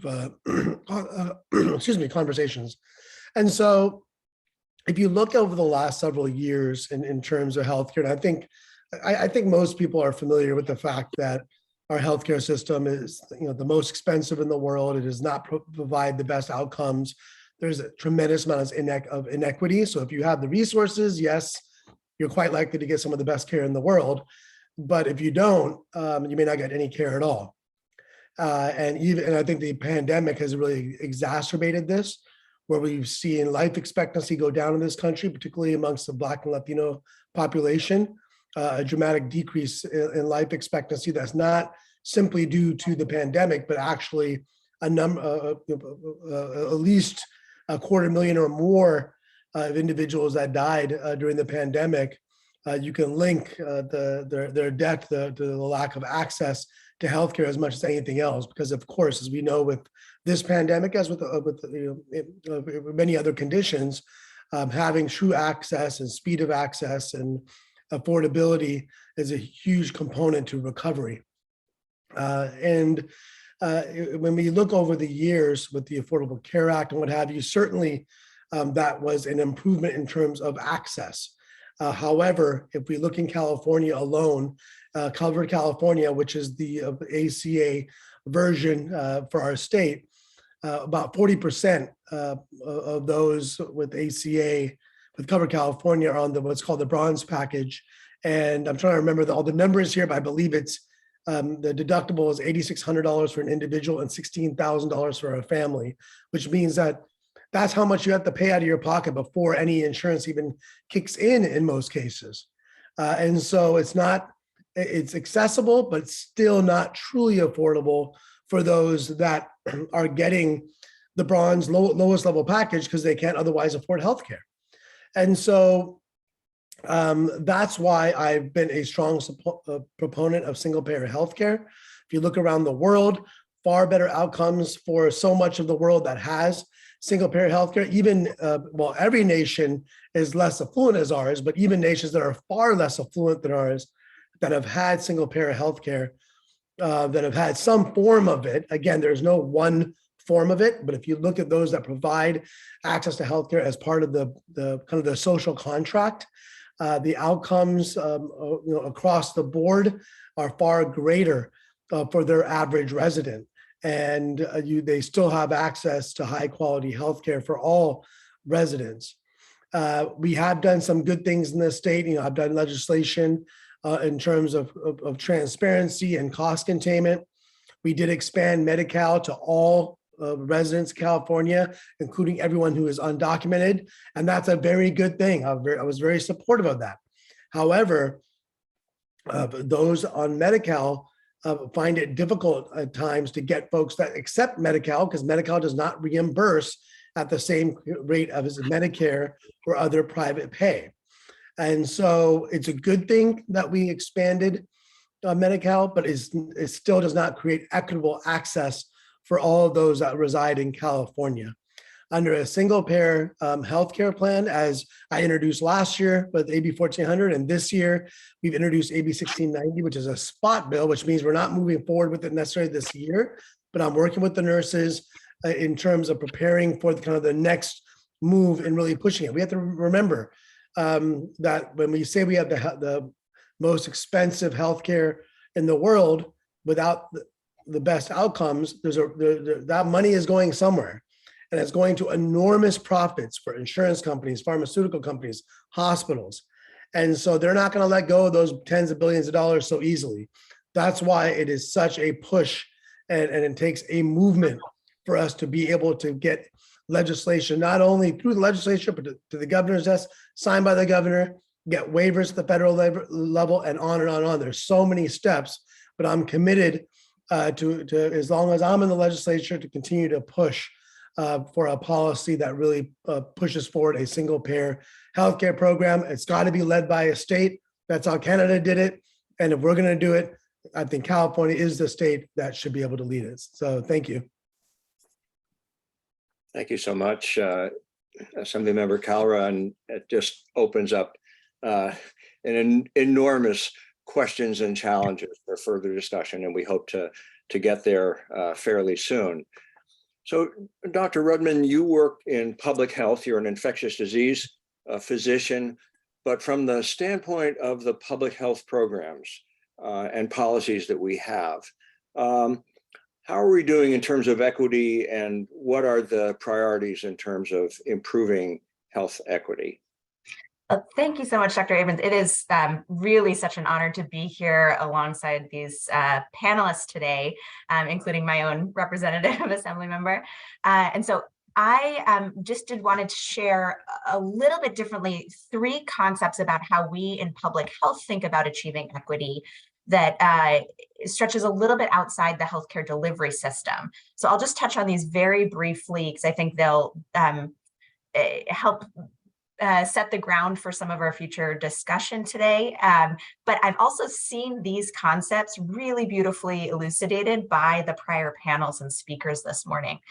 So I'll touch on and just tease for us, because I could talk about these for an hour. The idea we talk about in public health of moving upstream, of anchoring our actions and evaluations in evidence basis and community engagement, and starting with internal organizational transformation. And so you just heard Assemblymember Kalra really thoughtfully talk about the American healthcare system and how that plays out for us in California and the Bay Area, and how we struggle to solve problems like, how do we make sure that everyone who needs insulin has affordable access to it? But in public health, we appreciate that part of how we answer that question needs to start with questions like, how do we reduce the likelihood that someone will ever need insulin in the first place? And that's what we mean when we talk about moving upstream. Where does the problem start and how far back can we go? Because maybe that's where we have the greatest impact. And you've actually seen this already played out today, for example, when Senator Wiener was asked about healthcare equity. He talked about sick leave, he talked about labor practice, and he talked about housing. And that's exactly what we've seen in some of these analyses happening across the state. For example, when the California Department of Public Health said, how do we solve the problem of the harms of HIV, hepatitis C, and sexually transmitted infections? You'll see that healthcare access is on their list of top priorities to solve those problems. But so was racial equity, access to housing, economic justice, stigma related to sex and sexually transmitted infections, and mental health and substance use. So often we in public health will frame the problem with many steps back, which is a really nice way to draw the lines between the presentation you just heard, all of these factors around housing, transportation, and where we land in the healthcare sector. Similarly, in public health, it's really important for us to ground in data. And that's part of why the last presentation had me so enthralled. That when we start to think about a healthcare crisis like life-threatening and non-life-threatening injuries from guns, we think in public health about understanding every aspect of that down to the economic components. And so it falls squarely in the public health wheelhouse to think about the cost of gun violence and who pays for it. And understanding things like that annually, just in Santa Clara County, we're spending on average $1.2 billion a year, and about 72 million of that comes out of the public sector. And we also do things like mapping where the firearms are and where the firearm death and injuries take place to help us think through, okay, where do we start to solve this problem? And then monitor these metrics to see how we're doing. We also find it to be incredibly important to achieving all of our equity goals to ground ourselves in the input of the populations who are most importantly impacted. And one example, again, I could talk about for an hour, but I'll just scratch the surface, is when we think about the opioid epidemic and harms that come from substance use and drug use in general. One of the things that has really revolutionized our ability to decrease harms from substance use has been to involve people who use substances in designing systems to improve their health. So we have something in Santa Clara County, the Drug User Health Advisory Committee, and with their input and a national movement towards harm reduction, we've learned and then proven over and over again things like access to safer injection supplies not only makes people who use drugs less likely to die or have health harms from their substance use, it actually makes them less likely to use substances. And these are the kinds of conclusions we might never know if we didn't ask the people who are impacted by the health harms themselves.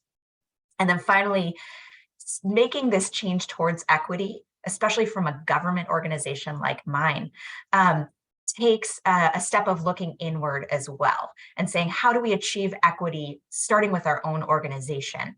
And there's a framework from a group called the Government Alliance for Racial Equity that says we normalize, we talk about this issue and the urgency and priority of equity, just as this group is doing today. We organize and create internal infrastructure and partnerships to do this. And again, this is exactly what I'm seeing the League of Women Voters do today. And then we operationalize it. We say, what would it look like if we made sure every decision we make as an organization were grounded in an analysis of how it will impact equity? And so, for example, this is the first year where the County of Santa Clara, in every single budget decision, do I want to move $1,000 from tuberculosis to measles or the other way around, has to go through an equity analysis where we stop and say, who's going to be impacted, who's going to be harmed, who's going to be benefited, and what will that do for our overall equity principles? So that's sort of how we think about everything from the public health side. And I'm really excited to see what other questions that leads us to, especially as we hear from our experts on my panel around the healthcare delivery component. Thank you. Thanks so much. And Dr. Rogers, I know you've thought a lot about equity from the standpoint of the healthcare delivery system and how it's organized and who has access to it and how it's funded, broad areas of health policy. So we'd like to hear your thoughts. Okay, thank you, Hank. And I'd like to thank everyone for asking, for the League of Women Voters asking me to talk today. So let's start. How do we define equity? Now, the CDC defines health equity as where everyone has a fair and just opportunity to attain their highest level of health.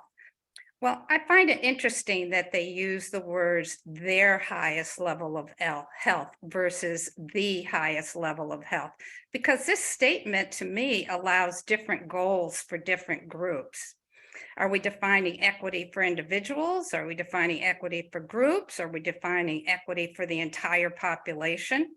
So what is the highest level of health possible if you have, in today's system, if you have diabetes but can't afford your insulin, or you need astronomically expensive cancer treatments that you cannot afford?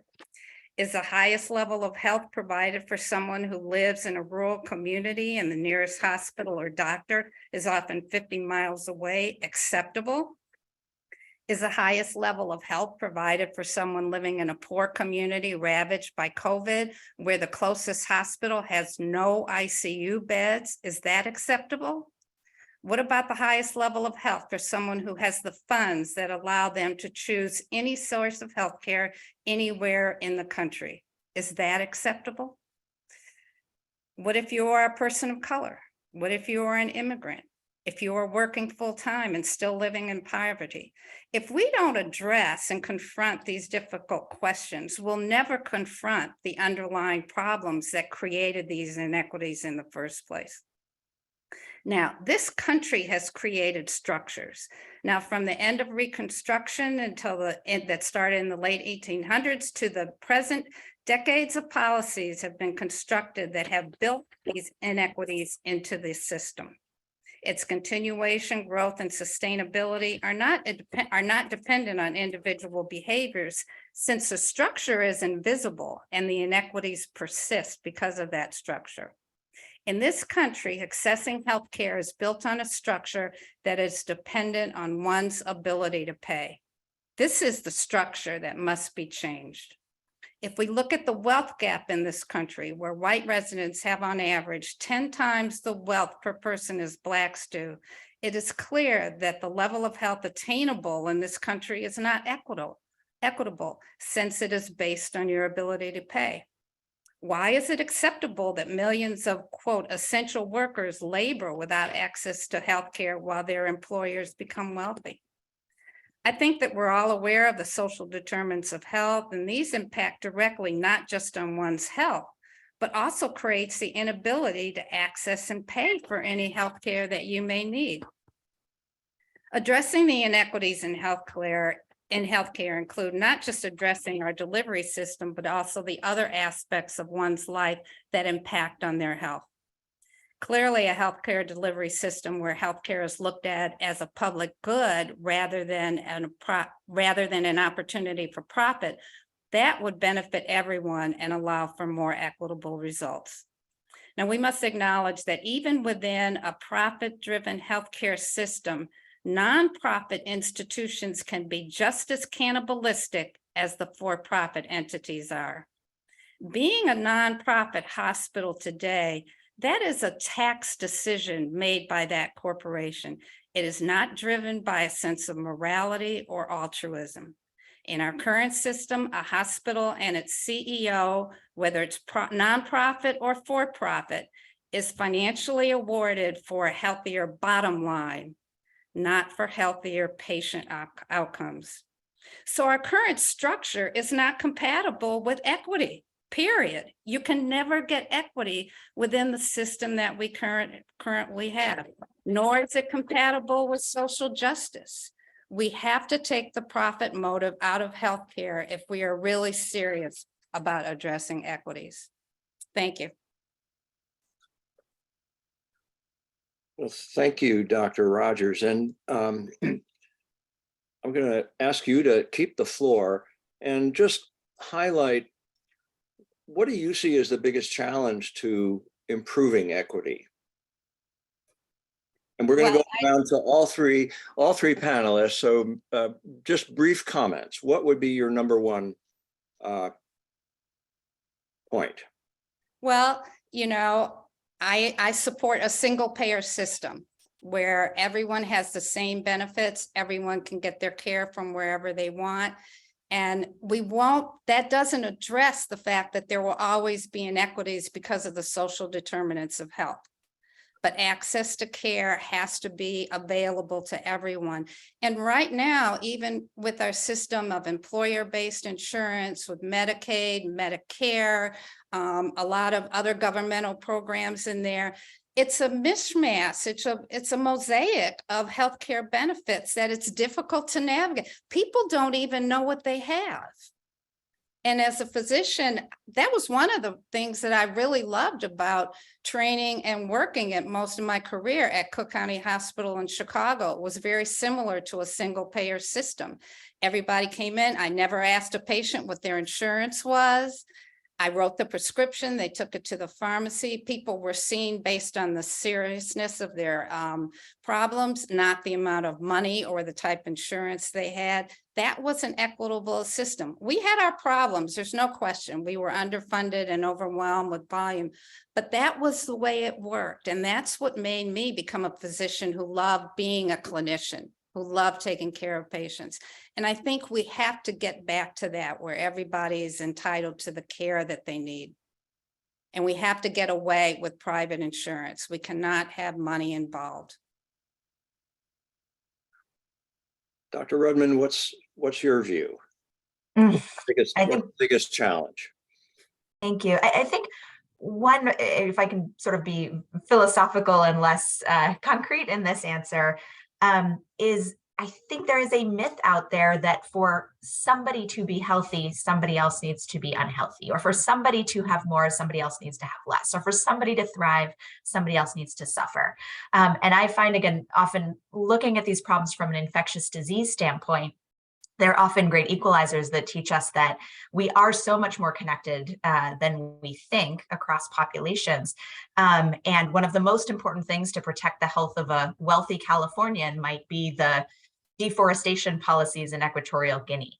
And so that is why grounding ourselves in equity and looking at who is most harmed by a system and starting there with their voices, what we understand about the core problem and the social determinants leading to that disequity, and solving that inequity is going to actually increase the health of everyone and get us to where Dr. Rogers was describing, where everyone achieves everyone's top level of possible health. Thank you. That's really a great point. So we'll go to you, Assemblymember Kaura. What do you see as the biggest challenge to achieving significant improvements in equity in the short or medium term?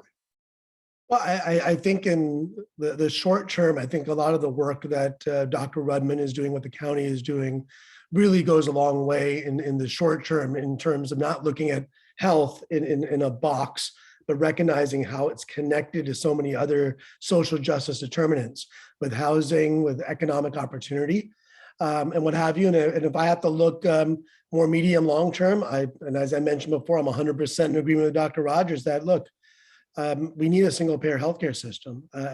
Right now, greed is running our system. Profit is running our system. And even when you do have good public systems, I believe Santa Clara Valley Medical Center and the public health system is a very good system, but it gets pressured by the same external cost pressures that's created by the larger for-profit system. So it makes it not only harder to compete, but costs escalate because the market costs are being driven by external factors from the for-profit system. And so, you know, getting to a single payer system, I think, is critical. And since we are with the League of Women Voters, I would say going beyond that is getting money out of our politics, because the reason why it takes so long for us to be able to get to an equitable space in healthcare or in other economic justice reforms is because we have too much money in our politics that influences too many policymakers, or makes it difficult for us to get things across the goal line that we know is good for public policy and for public health.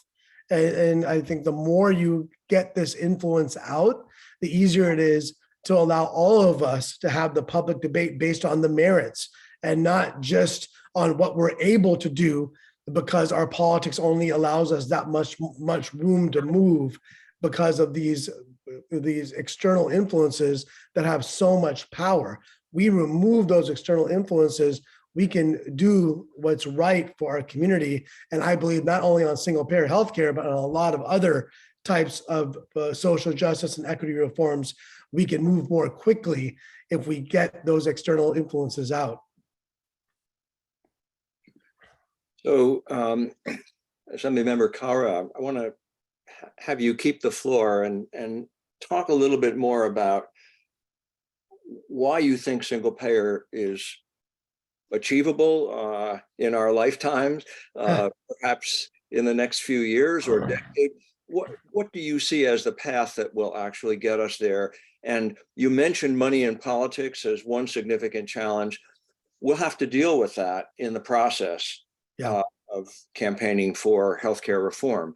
Are there other challenges? So just your overview from the standpoint of strategy and tactics. How are we going to get there? Well, our strategy and tactics have to presume that we're not going to get money out anytime soon. So we have to contend with that kind of 800-pound gorilla, but we can still win if we create a movement that is educated and informed. And the reality is, I think most people are informed on how horrible our healthcare system is because they themselves or someone in their family has had to deal with the runaround from insurance companies or not being able to pay their pharmaceutical bill or making choices between food and medicine or making choices about being able to get their kids braces or not. Whatever the issue might be, I think that people understand that we have a flawed system. Now, the question is, do they believe do they have faith enough in elected officials and policymakers to bring in something brand new? And I think there's a lot of fear that gets instilled from the industry. Is like, wait a second, they want to take away your Medicare. They want to take away this, take away that. The reality is that our healthcare system has been stripped away and our dignity has already been taken away from us to such a degree that we know what the right thing to do is. The question is, do we have the political will? And that's going to require a movement of folks say, you know what, we can do better because we see how other countries do better. Shoot, we can just look at our own country and see how much we used to be better off in the past before the for-profit system really just overtook the entire system. And so I think that when we talk about, and someone mentioned the insurance lobby, let's talk about this. How much waste in our system through insurance companies, we're giving so many billions of dollars to insurance companies to tell our doctors how they should treat us. On top of that, as was mentioned by Dr. Rogers, we have so many different payments. We have a multi-payer system. That's incredibly expensive. That's why when you go into doctor's offices, they have 3-4 people working clerical out in the front. They have more people out in the front than working out in the doctor's offices trying to treat you because it's so complicated. And let's remember, it's been made complicated intentionally because the more complicated it is, the harder it is to unravel. But we have to do it because right now, the ability for doctors to care for us in a way that they would like to is being stripped away. And what ends up happening is we don't get the preventative care and the on-demand care we need, which means we get more severe illnesses.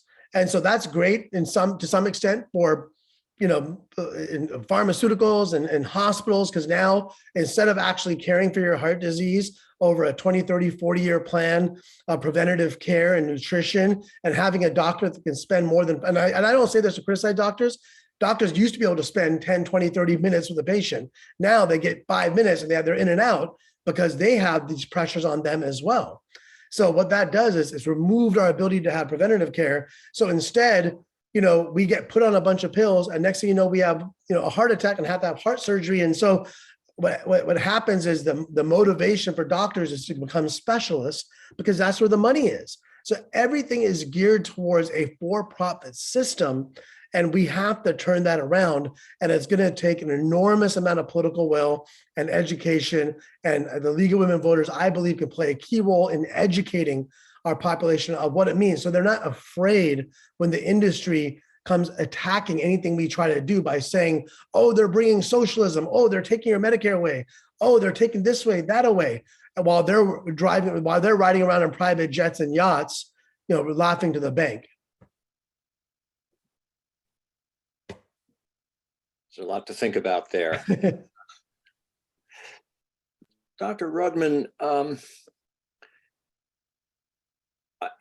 can you comment? There was a rather shocking article in the New York Times summarizing a report from the National Bureau of Economic Research on maternal and child health in California.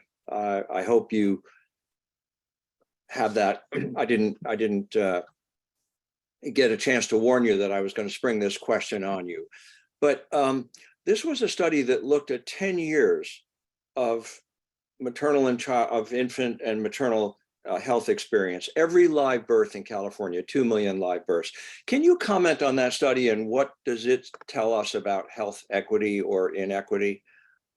I'm not sure if this is keying into exactly the piece you want to focus on, so please feel free to chime in. I think one of the things we look at in Santa Clara County Public Health when we think about birth equity, maternal child outcomes, and the incredibly striking racial disparities, especially we see in maternal outcomes, in neonatal outcomes, and in the striking ways in which our, again, most expensive healthcare delivery system in the world is achieving some of the not worst birth outcomes in the world, but nowhere near what you would imagine that we're paying for. So one of the things we focus on in Santa Clara County is, again, grounding ourselves in the data. What does that look like here? What does that mean for people who become pregnant here and the access to the care they have, the decision-making they have about when to become pregnant and when not to, and the elevating the voices of people impacted by pregnancy or building a family or not, as well as the healthcare they receive in order to be able to have a healthy pregnancy, have a healthy child, and raise that healthy child. Is there a particular component about the findings you want to dig in on? Well, what really struck me was with this enormous data set of 2 million births in California over 10 years, there was the ability to drill down into the data and to look at a whole host of factors, like did the mother get prenatal care? Was the baby premature? Did the mother have a health condition or a health behavior that put that pregnancy at risk? And when all was said and done and all of those factors were accounted for, skin color ended up still being a very strong factor. Mm-hmm. And the best statistics, in a very crude way, were the outcomes for wealthy white mothers and their babies. The poor white mothers and their babies did less well, but they did better than the wealthy Black mothers. And of course, the poor Black mothers did the worst. And this was taking into account levels of education. So mere skin color falls out as a factor, and we have to conclude that racism has really led in a whole host of ways to the inequities that we see, and many of which you've mentioned in terms of the upstream factors. So that was my perspective on the article. Right, and I will just, I think I was struck by that as well, but sadly somewhat not surprised by it, I think, based on what data I had seen previously. And I think, you know, we started today with what is our definition of health equity. And it is exactly, to me, the world opposite of what we just described, where we achieve a point where skin color, zip code, gender, none of these are anymore a predictor of health outcomes. There may be other variables that influence health, but where we were born, how we look different from one another should not be a predictor. And that's the world we're constantly trying to achieve. Thank you. And Dr. Rogers, I'm going to give you the last word, but also the first question from the audience. So if you can make your comments, but do cover this question, which is that single payer seems to run into opposition whenever the question of funding comes up. So can you enlighten us about that problem? Yes, I'd love to. I do want to make a comment about the maternal mortality and morbidity statistics. There's been a lot of research looking at this whole issue. And there's a thing we call weathering. I don't know if everybody's familiar with that, but weathering is a physiological process that happens to Black people living in this country. And you can't do a blood test for it. It's not that specific, but it's an ongoing process. One of the things that has been known is that Black teenage girls have better maternal outcomes than Black women in their 20s, which is the opposite of white women and white teenage girls. And that's because Black teenagers haven't been through enough weathering to destroy their bodies. And so it's just the whole idea, the social and all the other issues, living Black in this country wears your body. Why did Serena Williams almost die? It had nothing to do with money. She could have bought the hospital.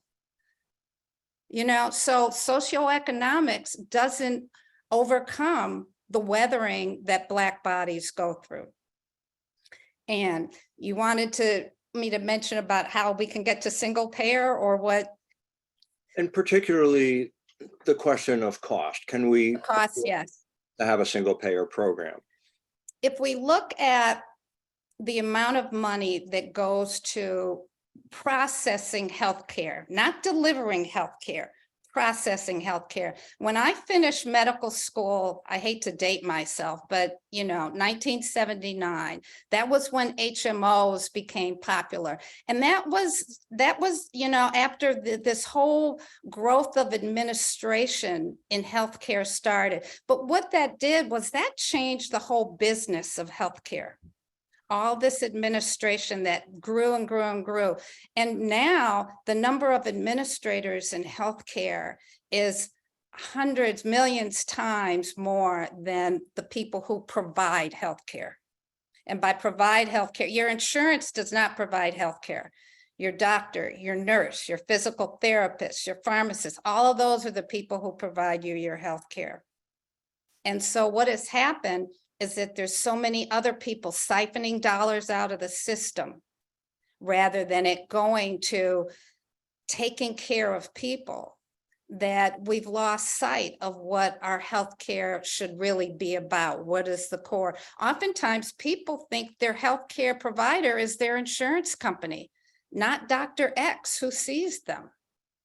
So it's been this ongoing, I'm trying to think of the word, but it has just changed the whole visual aspect of how people look at healthcare now. It's beyond just your doctor. And when we talk about a hospital, like a large hospital has more billers than it has nurses. So that's where the focus is. I can't say it enough. It's all about the money and not about who's caring for people. And we have to get back to putting our resources into who's caring for people. And that would cut the costs. It's the administration and privatization of healthcare is stealing money. It's destroying Medicare. It's taken over Medicare Advantage so that there's more and more dollars siphoned off into administration and profit making than the dollars spent on healthcare. And if we reverse that, there would be more than enough money to take care of all the medical issues that people have in this country.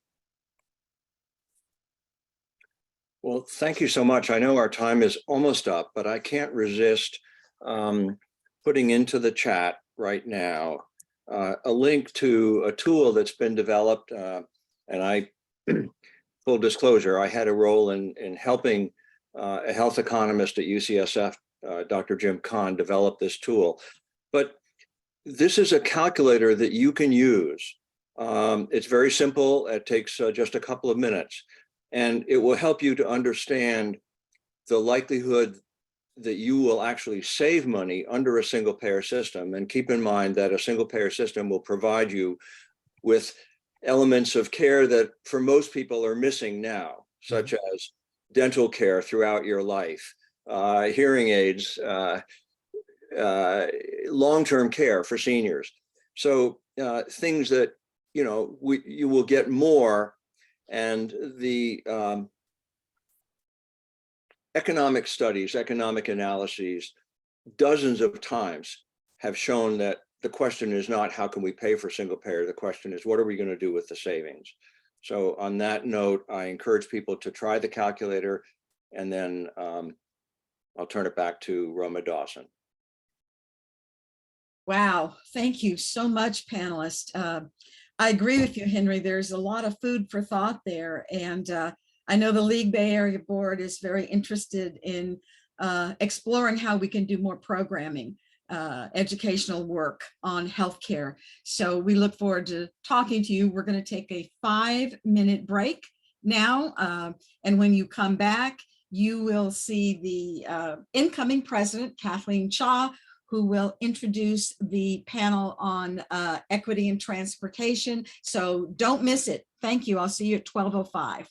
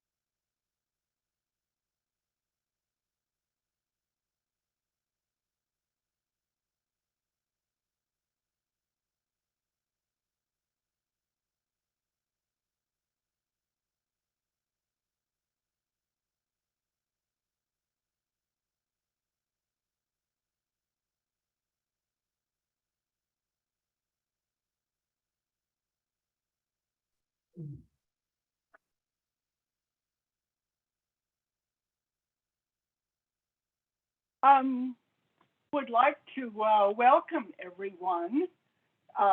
It is time for your transportation panel, and forgive my light show that you're seeing in my my particular picture. We're having interesting power here, and with that in mind, I wanted to introduce you to the transportation equity. I am Kathleen Cha. I am the trying to, in a sense, get myself here. I am the League of Women Voters Bay Area President-elect, and will serve as your moderator. Transportation equity is a complex subject. Transportation mode, we're talking everything. Think about what you mean, everything from cars to BART to ferry to train to bus, transit, and all the other modes of transportation, even to bicycle. Now, with all of that, what do we mean when we say transportation equity? What do we want to discuss? There is a phrase out there. They talk about transit justice principles, that our transportation should be equitable, sustainable, economically productive, safe, and accessible, affordable. big picture. But how do you make that happen? We are really honored to have two great panelists. Alex Bockelman. She is the Deputy Executive Director of Policy for MTC and the Association of Bay Area Governments. MTC, remember, is Metropolitan Transportation Commission. She oversees the departments responsible for strategic, financial planning, and MTC's management of federal, state, and regional fund sources for transit, highways, roadways, and all the other modes. She is also responsible for in the departments that are all about state and federal legislative advocacy, public affairs, and community outreach. Important. All of these are important functions. She is also responsible for departments all about planning, including Bay Area's long-range regional transportation and land use. I just wanted to, she has an incredible background, but I wanted to kind of cite also the very fact that outside of MTC, she is a past chair of the Committee on Transportation Programming and Investment Decision Making for the Washington, D.C.-based Transportation Research Board, a very important role.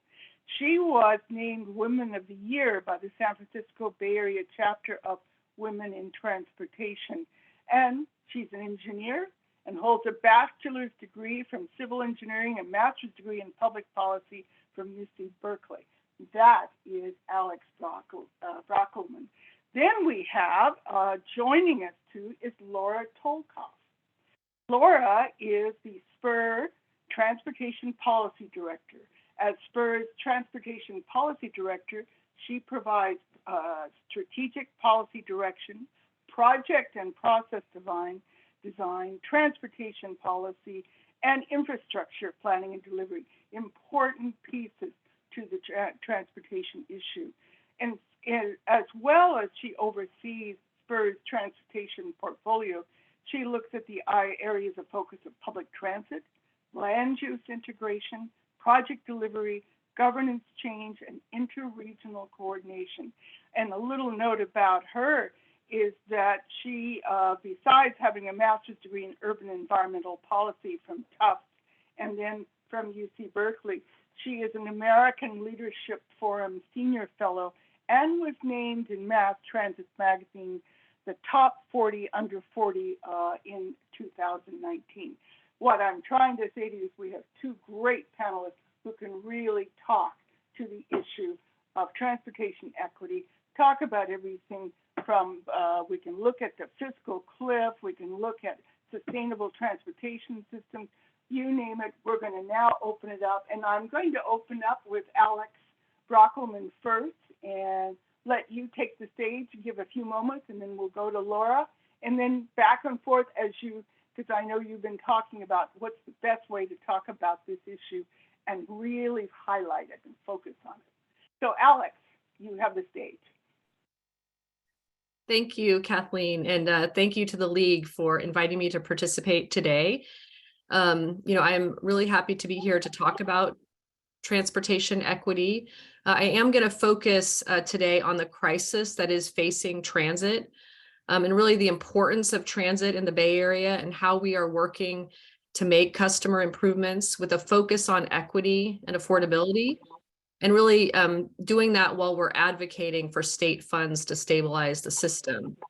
Maybe just at the beginning, I should also note that our power is out here. So I am in the one room that has power in my house. Thank goodness for emergency backup. So hope I don't lose you all. So I wanted to begin by just orienting you a little bit to the transit landscape in the Bay Area and MTC's role in that. I'm sure most of you are very familiar. But just in terms of MTC, we are the regional transportation planning agency for the 9-county Bay Area. The Bay Area obviously is home to nearly 8 million people, and we are served by 27 distinct transit operators. Despite sort of the fragmentation in the number of systems in the Bay Area, riders can navigate the system with a single fare payment card, which is known as Clipper, and MTC does developed and administers that program.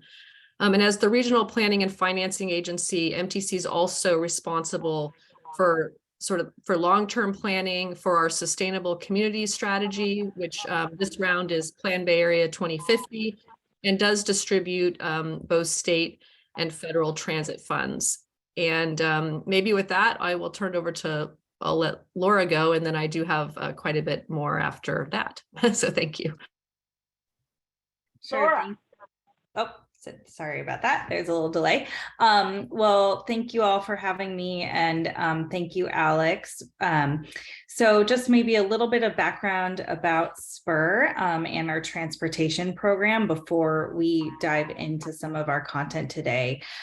So SPUR is a 100-plus-year-old organization that was really founded after the earthquake and fire that destroyed San Francisco in 1906. We are a nonprofit public policy organization that works to make the Bay Area more sustainable, equitable, and prosperous. We have home bases in each of our 3 big cities, so San Francisco, Oakland, and San Jose, and we work in those 3 cities across the region and at the state for the benefit of the Bay Area. And just briefly, I will touch on our transportation program. So SPUR is an organization that has 7 different policy areas. So we work on transportation, we work on land use, we work on economic justice, sustainability and resilience, food and agriculture, community planning, housing. I think that's it. So we're like MTC, an organization that works on a lot of these really interrelated, intersecting issues that affect our region. And in transportation, our primary goal is really to make walking, biking, taking transit, and carpooling the best and the most default and the default options for getting around. And we have 3 strategic initiatives within that. The first of which is about making regional transit work for everyone. The second is about cutting carbon pollution and shifting to gentler modes. And the third is really supporting complete communities around transit and making sure that we grow in a sustainable way. So with that, I'm going to turn it back to Alex to share more. And I'm sure as we talk, you'll hear a lot of echoes between what we share today. And I think that's because we work very closely together on some of the biggest, most pressing issues that we have here in the Bay Area. So I'll turn it over to Alex. Thank you, Laura. And Kathleen, is it okay if I share screen? Yes, it is. Okay, so I'm going to do that, hopefully successfully. You are a co-host. All right, I think hopefully everyone can see that. Just trying to put it in slideshow mode. There we go. All right. Again, today I really did want to focus on how important it is to have a really strong and robust public transit system for meeting many of the goals in the region, but also very, fundamental to equity, and really how we're, sort of in sort of a fight to save our public transit system right now, but while we're also really trying to make those very important customer-facing improvements. So, I'll start with a slide that, really kind of paints the picture of, how important transit is to the Bay Area in terms of, before the pandemic, we were, had over 40 million trips. And with the pandemic hitting, we, significantly lost ridership. In December of this past year, over 20 million trips were taken on public transit, just again, illustrating how important it is to the region. But, so that's a large number, but it's only 53% of the riders that we carried in 2019. Given this precipitous change in transit use that occurred in March of 2020 when COVID hit, the systems have really relied heavily on federal relief funds. Those funds infused $4.4 billion into the Bay Area to stabilize the system for the riders. and to also protect jobs for our transit workers. It's important to note, though, that this money is coming, is being exhausted. So we do face a crisis because of that. The return of riders really depends on different factors and is uneven throughout the region in the various systems, as this slide shows. The type of destination served by operators and the demographics of the riders of each agency really affects the recovery. And operators primarily serving transit-dependent riders have seen the most robust recovery. But overall, the significant reduction in ridership, along with steep increases in operations costs over the past 3 years, means that we are confronting a forecasted shortfall on the order of $2.5 to $3 billion over the next 5 years. Transit is just so key and critical to being able to achieve our equity and climate goals. Transit's always been a lifeline for the Bay Area's low-income residents, as well as many persons with disabilities and seniors who really count on our transit system to get to work, to school, to medical appointments, and other essential trips. But today, these riders represent an even greater share of the Bay Area customers, and I believe my colleague Laura will talk more about this. Transit riders are also disproportionately more likely to be people of color. And as such, having a healthy transit system is foundational to advancing equity in our region and our state. Equity is also foundational to the work we do at MTC. The Commission recently formalized our equity platform. The equity platform helps MTC set policies and deliver programs, hold ourselves accountable to data-backed results, and encourage a Bay Area where everyone can thrive. It has 4 key pillars: listen and learn, define and measure, focus and deliver, and train and grow. While all the pillars are critical to our work, I want to highlight a few customer-facing initiatives that speak to how equity guides our work, and in particular, where we are delivering more equitable outcomes for the customer. Before the pandemic, we launched Clipper Start, a program that provides 20 to 50% off transit fares for low-income residents. At the time of launch, we had a limited number of operators that agreed to participate. But during the pandemic, nearly all of the 27 operators in the region joined the program. We're still in the pilot stage and but we are seeing positive results with nearly 1 million trips taken. That said, we expected to see a much higher uptake, so we're rolling up our sleeves and figuring out how we can adjust the program and our marketing of the programs, making it easier for people to access the program to really make sure that this significant benefit can be delivered to more of our transit riders. So what else are we doing to bring back riders and preserve our transit system? When the pandemic hit, MTC recognized the crisis was also an opportunity to address longstanding barriers to more seamless transit, seamless transit system, and formed a blue ribbon task force to identify strategies to win back riders. Our ridership enhancement initiatives come out of extensive polling and focus group to better understand what do residents, including current riders and non-riders, want to see from the region's transit system. And what we really heard from Bay Area residents, that they strongly support a system that's easier to navigate and more equitable in terms of fares, that has consistent signage and mapping so riders feel more at ease transferring across different systems, and also a system that is managed as a unified, efficient network, and a system that prioritizes accessibility. So out of that came the Transformation Action Plan, which sets forth a package to achieve outcomes in these areas in the near term. Our first major initiative is fare integration. I mentioned the Clipper card, which makes fare payment simple, but fare integration goes one step further, creating synergy and access where today many people find friction. The second is improving the experience transit riders have using multiple operators so that it feels like one connected system instead of a confusing maze of logos and symbols. Importantly, it's also speed. If transit takes much longer than driving, most people who have a choice won't take it. When you give buses priority and cut down travel time, the riders tend to come. The first pilot coming out of the fare integration effort is the Clipper Bay Pass.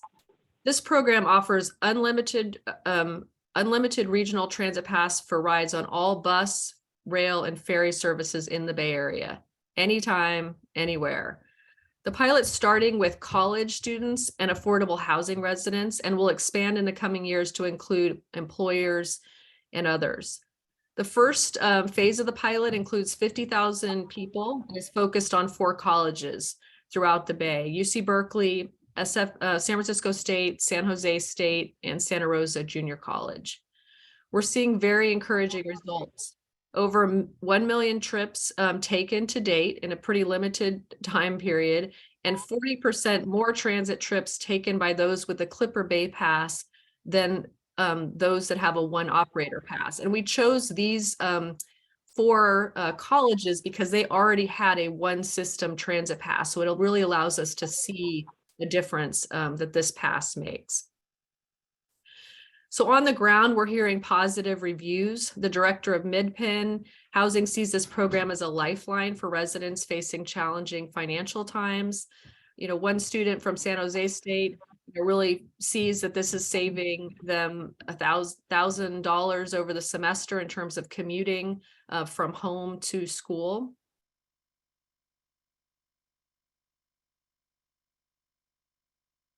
So another important effort coming out of the Transformation Action Plan is Transit 2050 Plus, which aims to develop a transit network vision that is service focused and based on realistic revenue assumptions.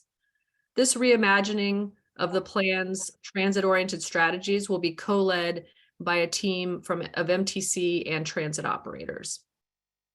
We're launching that effort this summer in tandem with the update to our long-range plan, Sustainable Communities strategy. But we know that even with these customer-facing improvements, which will have a material and positive impact on ridership, we're not going to bring back the 45% of riders that the region lost pre-COVID. So we know that we need sort of a next level advocacy to address the $2 to $3 billion funding gap that we face over the next 5 years, which is why we're building a broader and deeper coalition than ever before. We've stood up a backbone committee that meets weekly, and Laura participates very regularly, and we're collaborating closely with a broad set of transit advocates across the state, as well as the California Transit Association, to spread the message. And the key message is we need state funding for transit to survive and thrive. Our approach has been direct advocacy to lawmakers, as well as coordinated communication to really make sure people understand how critical and how dire the situation is that transit's facing. And, you know, the story of transit's fiscal cliff, you know, I assume you've probably read about it or heard about it. It has, you know, gotten a lot of local news, but also statewide and national coverage. That concludes my remarks. And again, I thank you for inviting me to participate, and I look forward to the conversation.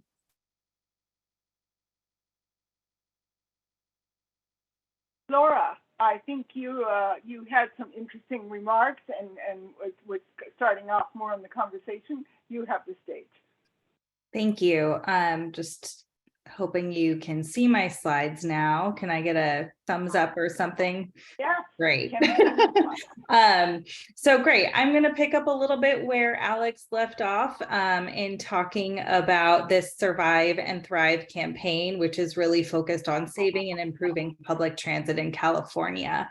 I already covered a little bit about Spur as an organization and the transportation work that we do. And I just want to spend a minute also talking about how our equity platform and how we integrate it into our policy work, and specifically how we can think about it within transportation. So Spur defines equity as fair and just outcomes for all people, and equity is Equity is achieved when our identities, particularly race, do not define our life outcomes. So the way that we integrate equity through our policy work is really by hoping to understand how past policies have been shaped by systemic racism and how bias and racism have really led to the current circumstances, and really centering this lens in our policy, in our policy recommendations and programs to continue to educate decision makers and the public, and really identify our own part in that over our 100+ year history.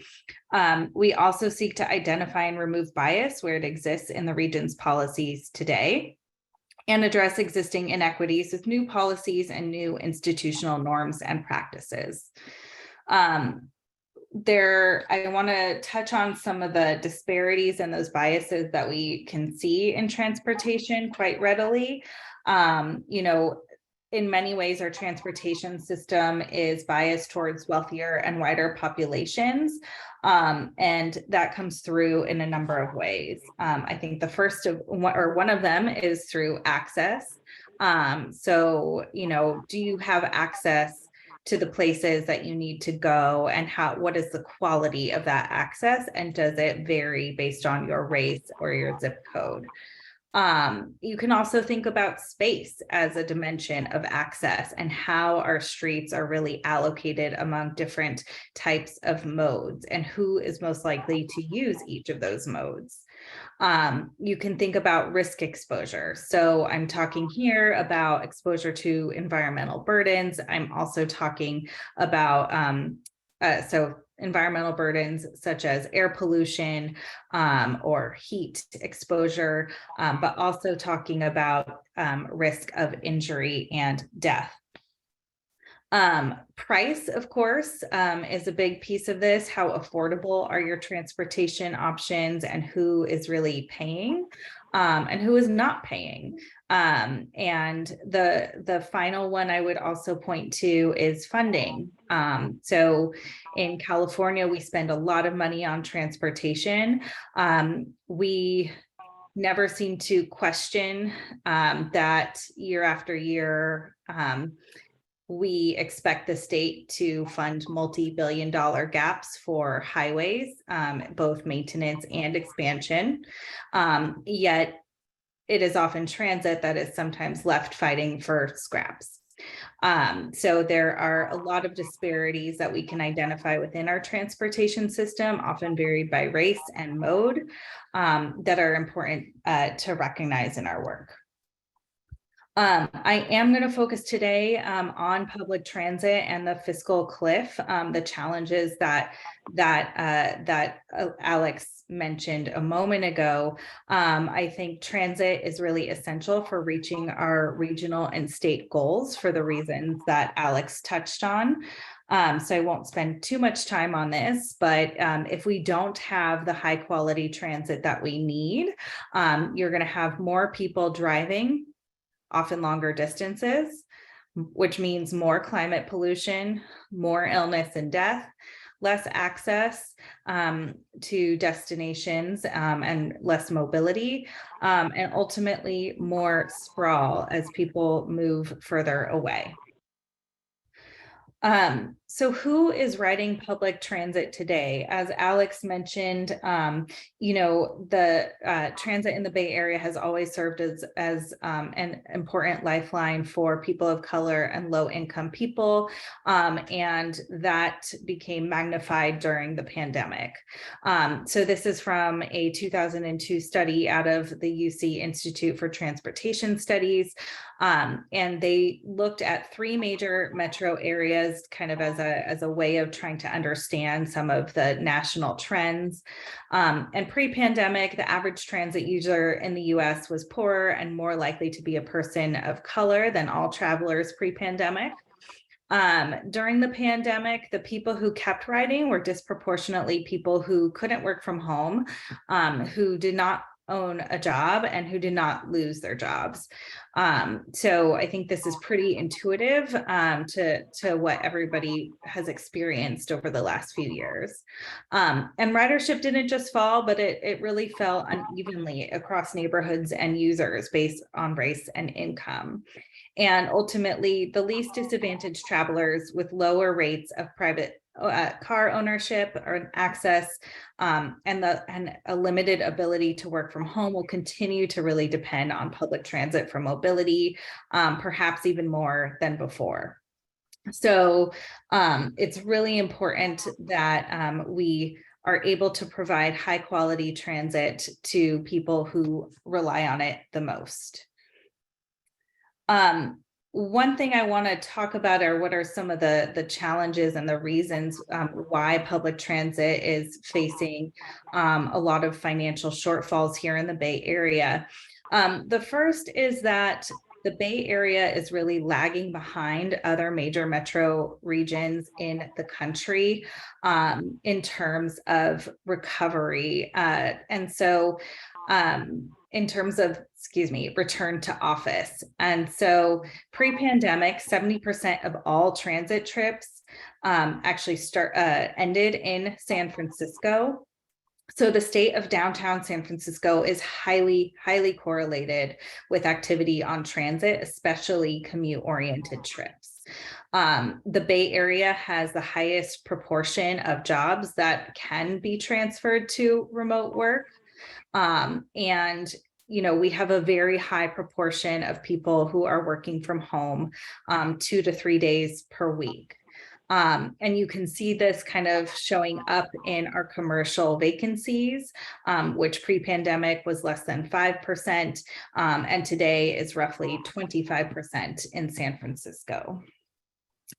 The monthly transit rider, this graph is showing monthly transit ridership by agency, and the data is it's a little bit dated since it was from November of last year, but basically what it is showing is that ridership in the Bay Area is roughly 55% of what it was pre-pandemic, which I think Alex mentioned, and it's about 70% as a national average. So again, this is reinforcing that our transit recovery is lower, and that really has a lot to do with the unique nature of our economy and San Francisco.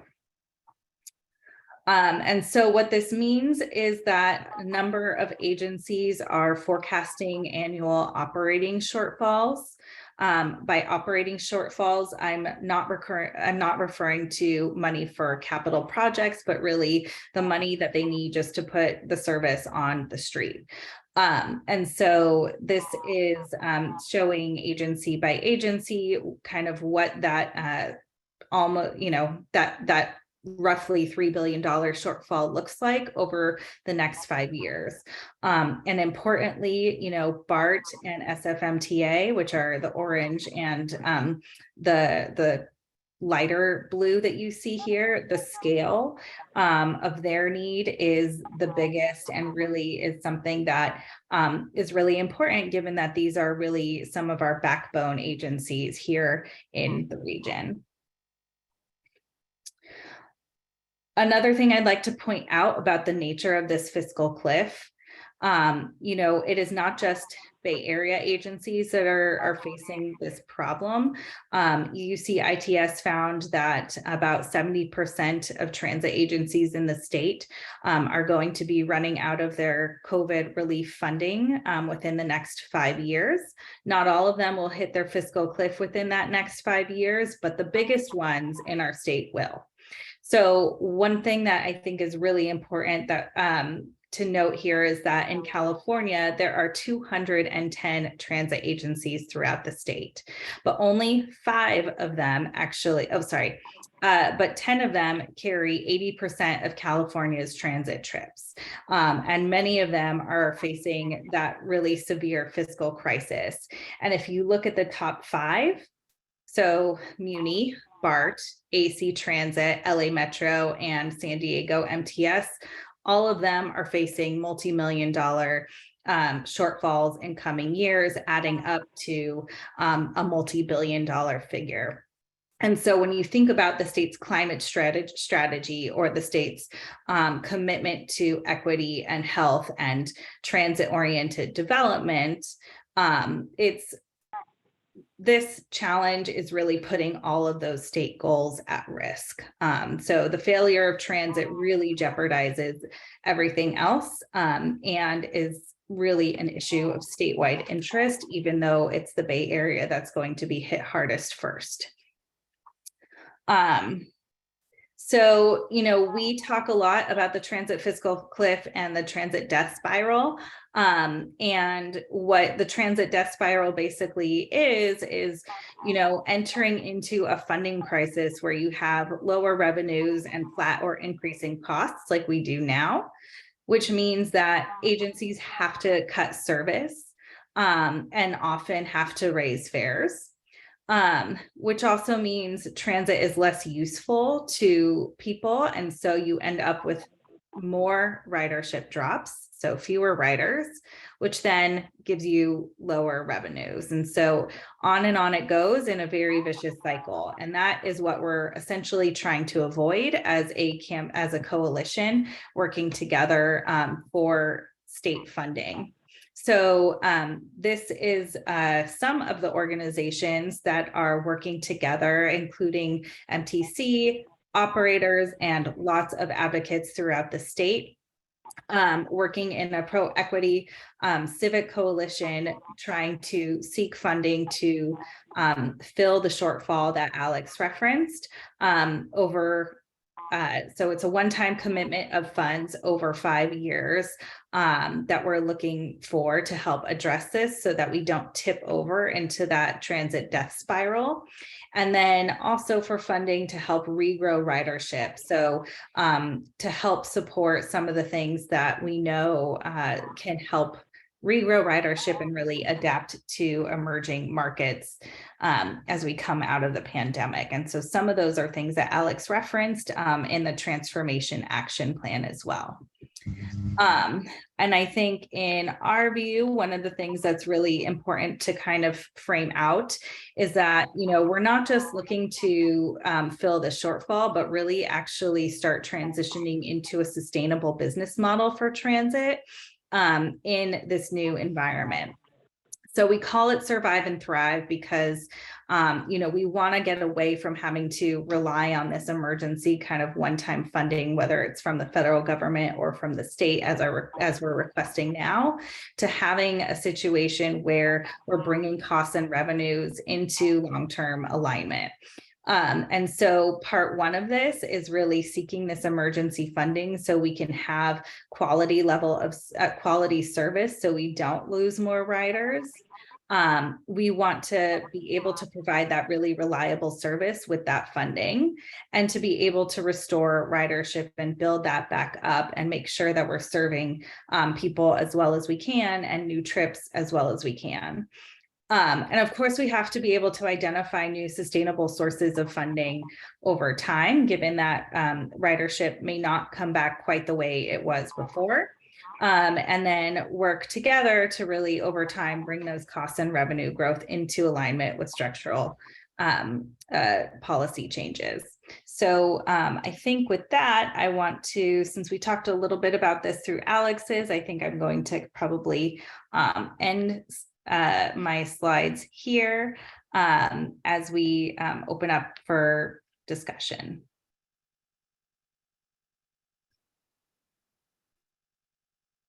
Alex, do you have some follow-up to what's just been said?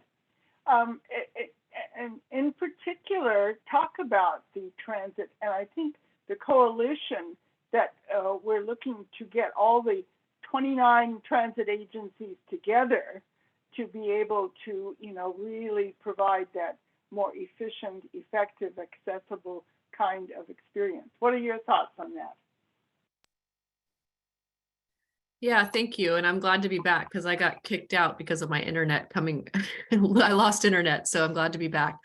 I think exactly the work that MTC has been doing around the Transformation Action Plan. And most recently, just over a week ago, our commission approved support for what we're calling regional network management. And it's really sort of setting up the structure to have, to formalize sort of some of the collaboration that started more intensely during the pandemic, but to have a structure to keep that going in terms of MTC coordinating with the transit operators on these customer facing improvements, but also to formalize, a forum for the public to be able to come and sort of provide their input and kind of have that be heard sort of for the whole, thinking about how each of the transit systems work together to have one sort of seamless system throughout the region. So again, we're moving now to implementation on that, but we think that that's really important to be able to achieve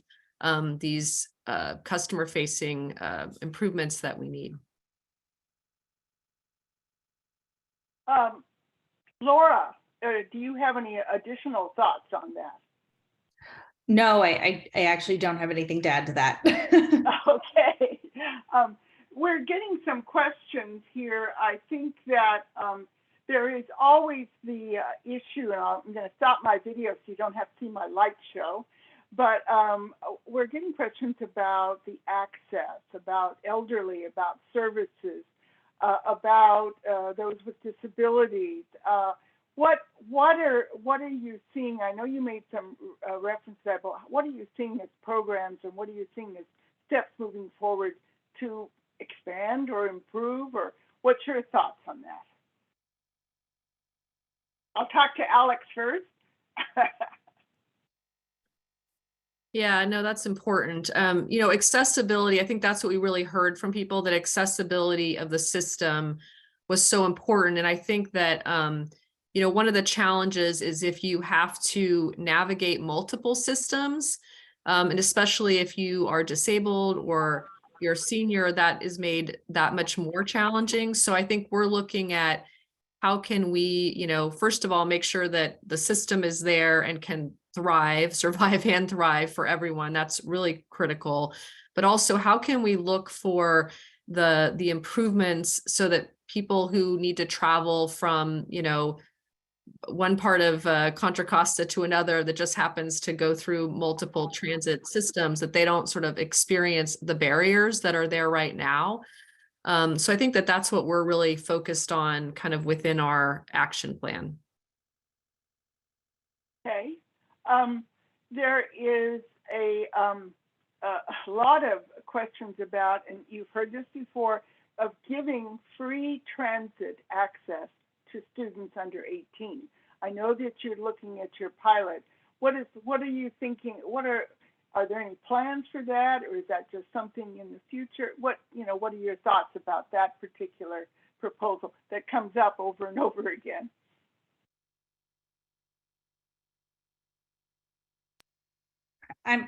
Do you want me to say anything? But I can jump in just so since Alex had the last two.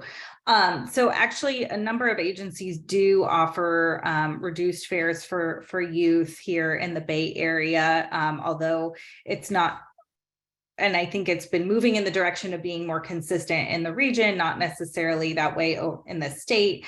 I think, there's a real strong relationship between the price of fares and the level of public subsidy that agencies get.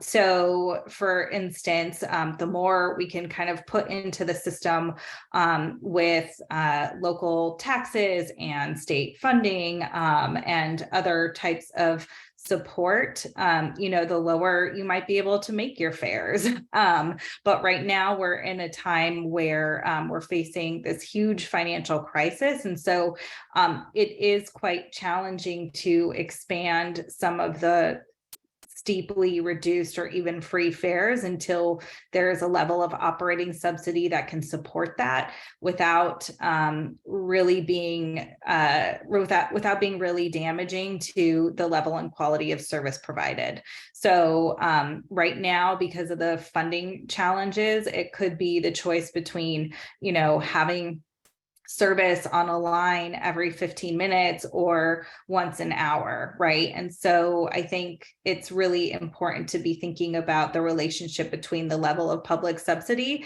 and fares. Mute. I will unmute and try and see if my screen is not doing a light show.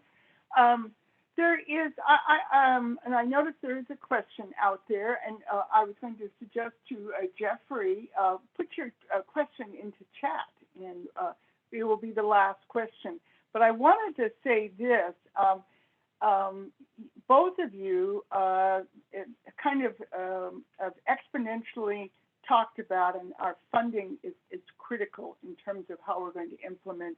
I'd like to quote a couple of what you said that I think really sums up a lot of what you're doing. You, Laura, had said, I believe in a sustainable transportation system, that it is the scaffolding for a society that cares for the environment, that embraces public life, and that is healthier, more just, and prosperous, which is what you've been illuminating. And I really think that the definition of MTC of equity means inclusion into a Bay Area where everyone can participate, prosper, and reach their full potential, which is a lot of what you have been both addressing. How do we do it, and what are we doing, and the next steps? Let me see, and then I will, last question, see if Jeffrey, let's see if who you are and you want to ask your question. That will be the end. I guess not. He had his hand raised. That's what I'm looking at. But what I am trying to say is we've reached the end, and that's why I meant that I thought that you have, you know, it's a complex question. And I think the thing about it is, what can all of us do? That will be your last comment, to help, in a sense, support this fiscal, to get us out of the fiscal cliff, and to make support all your efforts to making transportation equity. You have a final thought, Alex? Well, I think that, you know, I would just hope that people really, you know, understand how important transit is to the success of equity, you know, I mean, to act for equity, but also just to like all that we're trying to achieve in terms of our climate goals in the region. And I think that is really important to me, and anything you can do to kind of lend that message to others around you, because again, I just don't think we can achieve our goals. We've tried to build so much housing around transit, and if we don't have the transit system there to support that, it's just will really set us back in all that we're trying to achieve. Great. Laura, any final thoughts? Yeah, I would echo exactly what Alex said, and I do want to really elevate that issue of scale. And, you know, the five agencies that carry the vast majority of transit trips, and each of them are going to be falling into a fiscal cliff very soon that is really difficult to solve on their own. And that is something that really jeopardizes all of our state goals. The second thing, and I put it into the chat here, is that there are a number of ways that you can actually directly support this. So the first one, of course, is contacting your legislator and members of the Assembly and Senate budget committees. Next week, actually, this issue is going to start going through the state budget committees, including on March 9th. So I've listed certainly, you know, the key senators there. You can learn more about this issue on a website called allaboardbayarea.com, and why it's so important to the region. And then coming soon is a website called savecaliforniatransit.org, where there will also be a petition and other hands-on ways that you can let legislators know how important transit is to you. Great. Thank you. Thank you very much. We're really privileged to have you. And let's look for transportation equity moving forward. And I'll turn you over now to Roma. I think we made just the proper timing, correct? Yeah, you sure did. And thank you very much to Alex and Laura and to you, Kathleen. And I will note that the League Bay Area is a strong supporter of seamless Bay Area transit principles. And we believe very strongly that we need an integrated transit system. And we don't have time, unfortunately. Viola asked a great question about an effort to integrate best practices in all transit agencies. That's one of the reasons we believe that the 27 transit agencies need to work together in the future.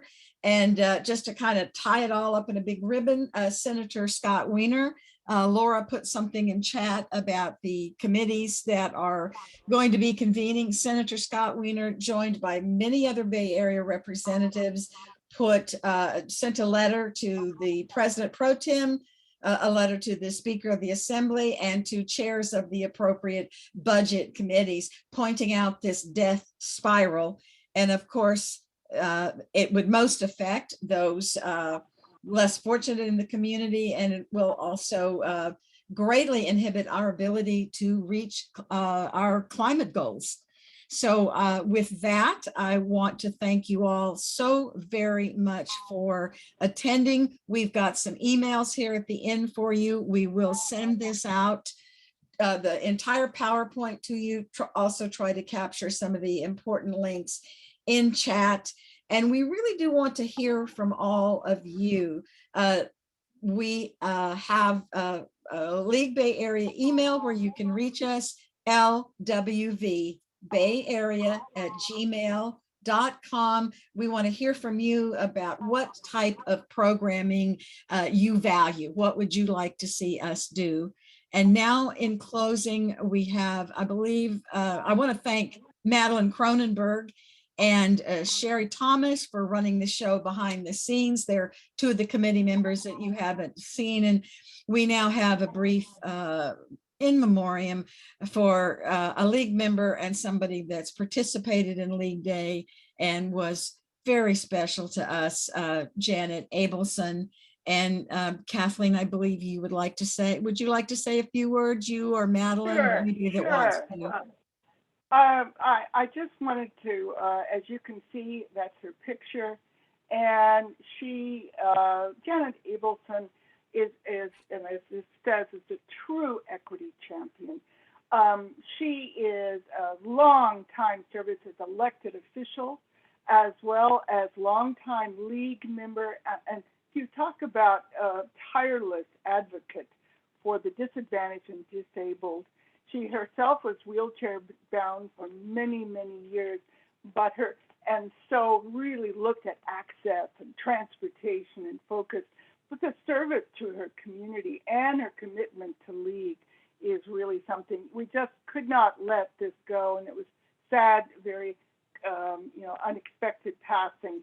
And she was a member, and talked to her a few days before about the regional task force and planning and looking at what we could do in terms of regional governance and that. And so it is sad to be able to say goodbye, but she will stay long. She has a legacy, and it's something to live up to. So nice to be able to say not only goodbye, but maybe we'll remember her for a long time. Janet Abelson.